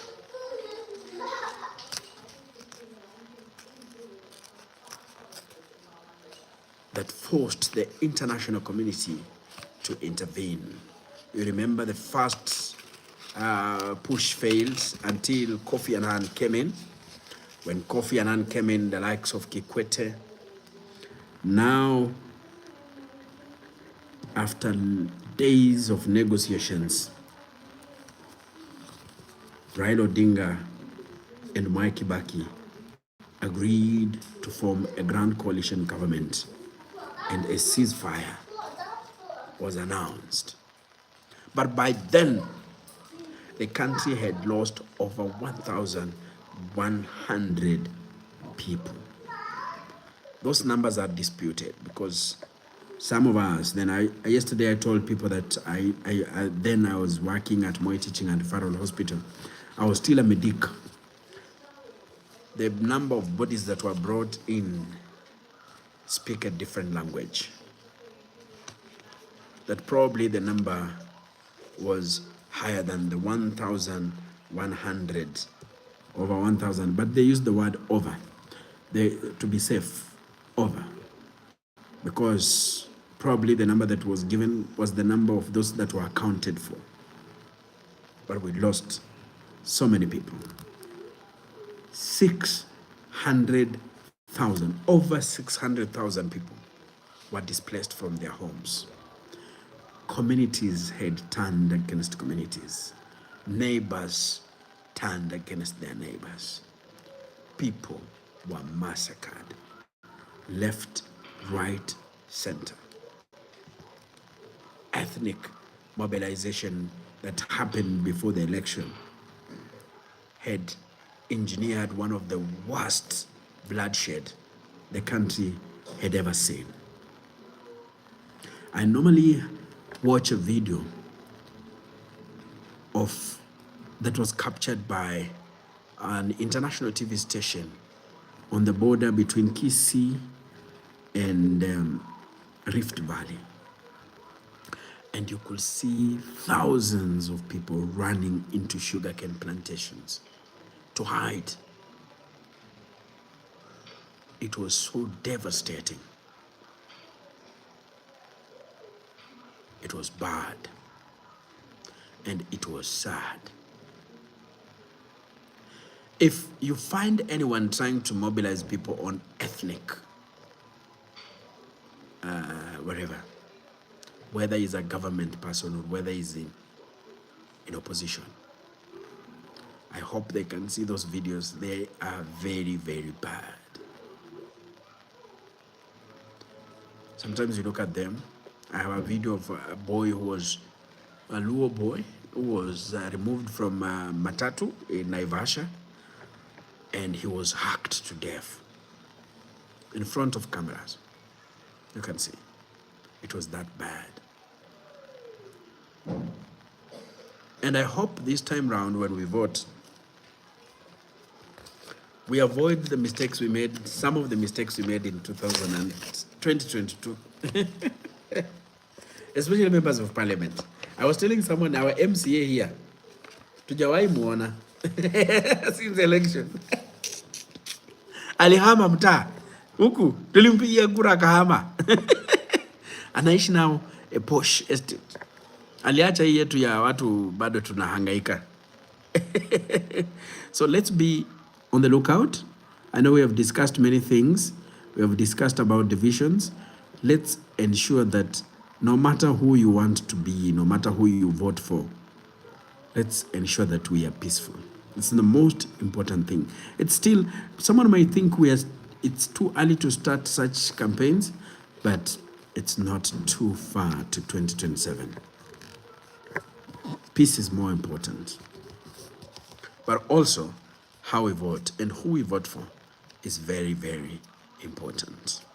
From county governments, MCS, governors, to the national level, MPs, senators, women reps. It's very, very important. You've seen what has happened. You've seen parliament not being parliament. Like MPs rubber stamping anything that comes from the executive. They are supposed to be for us. Those MPs, for example, were not, I normally say, the MPs were not elected by the president, were not elected by their leaders in parties. However much they have a responsibility to their party, their first responsibility, according to the Constitution, is to the electorates. Remember, shall, the power belongs to us, but it's optional. May, the power ni yetu, but may, we may choose to. I'm using the guy, I know, you know the guy I'm saying when I'm quoting when I say may and shall. So thank you guys. It's been wonderful. We have done more than 1 hour, 30 minutes. Yeah, we have done more than 1 hour, 30 minutes. It has been awesome. President, but in the stumbled elections until Tharakanithi. Yes, Tharakanithi ndio ilileta shida. Blackout JSU maroon. Yes, KICC media chased only KBC. Telly remained. Mother Karua and Root exchange words. And the hell broke out loose. One time, mkona hii maneno. Ruto and Raila and ODM Director of Elections Franklin Bet left KICC in a half. Yes, I remember even I talked to Franklin Bet. He really explains that thing. If you go to my YouTube channel, you can actually watch some of the stuff I'm talking about. It's just that I have a photographic memory. Some of the things that have been told by people, some of the things I saw, I watched news. Some of them have been told by the people who are there. At the center of it. They say when you want to learn, you learn from the people who are there. They tell you stories until you are like, oh, that happened. So they go behind the scenes and tell you some of the stories that you never knew that actually really happened. I remember Franklin Bet telling me after Samuel Kivitu announced it's not a laughing matter, but I just remember how he was explaining that after Samuel Kivitu announced that Mwai Kibaki had won the 2007 presidential election, people collapsed at the Pentagon House. It was then called the Pentagon House. Was it? Yeah, Pentagon House. Before it morphed to the Orange House. So watu walikuwa naanguka ati alikuwa yeye anawapepeta. So you see, it was bad for those who had invested. For example, you invested and you are seeing things going, then things just go and look more like scripted. Yeah, retaliatory attacks in Naivasha reported. Yeah, it was bad. Naivasha, Eldoret. Eldoret were the initial attacks. Then in Naivasha and partly Nakuru, it was more of retaliatory. But when you look at Molo, Eldoret, Kisumu, parts of Mombasa, it was more of those that were triggered by the election results. Some people say people had been mobilized to do what they did, but others argue that actually it was just a reactionary thing. People were reacting to the election results. It's still debatable, just as who won the election is still debatable. Those in the Raila camp believe that Raila won the election. Those in the PNU side believe that Kibaki won the election. But according to retired judge, South African judge, Johan Kriegler, by the time the election results were arriving at the KICC, they had been tampered with and they were bad.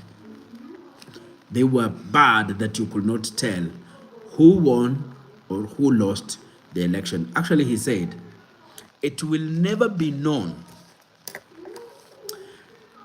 The one thing that he emphasized on was that even up today, he said, even up to today, like took our life, those who were there and those who are still there, that it will never be known who won and who lost the 2007 presidential election. How you interpret that one? I don't know. And what happened that Ruto and Uhuru had to be taken to The Hague? You see, I've up to date, it's still what should I say? It's still a story that is yet to be understood on how Ruto and Uhuru were picked, but it's believed that Ruto and the people who were picked on the ODM side mobilized people to attack majorly people from central Kenya or people who are Kikuyus in their regions. And it's believed that Uhuru Kenyatta and his camp, Uhuru Kenyatta especially, mobilized goons, and was it goons or gangs, to attack Luyas who are living in Naivasha in a retaliatory attack. So the retaliatory attack was attributed to Uhuru Kenyatta, Hussein Ali, if you remember very well, who was the police commissioner. It was claimed that Hussein Ali allowed the police officers to maim people who were especially supporting Raila Odinga, protesters, and especially from the Raila side. So everyone had, and if you remember very well, the radio presenter, what was his name? The name has disappeared. Arab Sang, Joshua Arab Sang. It was claimed that Joshua Arab Sang mobilized people on radio ethnically to attack the Kikuyus. So it happened. That's how Kina Uhuru, Ruto found themselves at The Hague. Those were the accusations. And according to the ICC, it went against human rights, Yeah. So thank you guys. Kuna mtu amesema, Nick G amesema, hi Mr. Hello Nick, how are you doing? You're well. Video of Luo boy hacked in Naivasha, people of Kalenjin and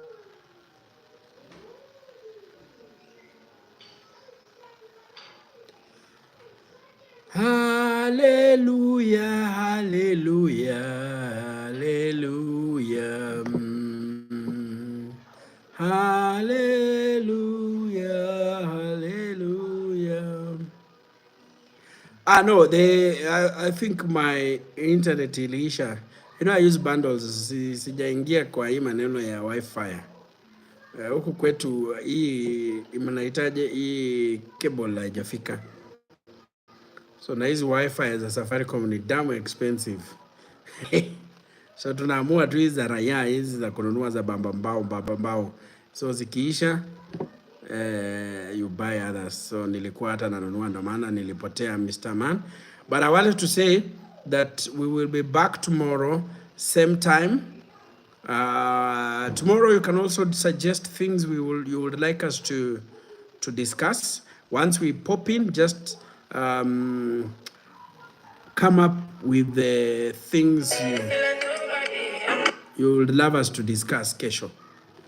Until then, sindio? But mostly now we'll center it around the constitution, devolution. Has devolution worked or not? Vitu kama hizo zote tuweke pamoja na tusonge pamoja. Sawa.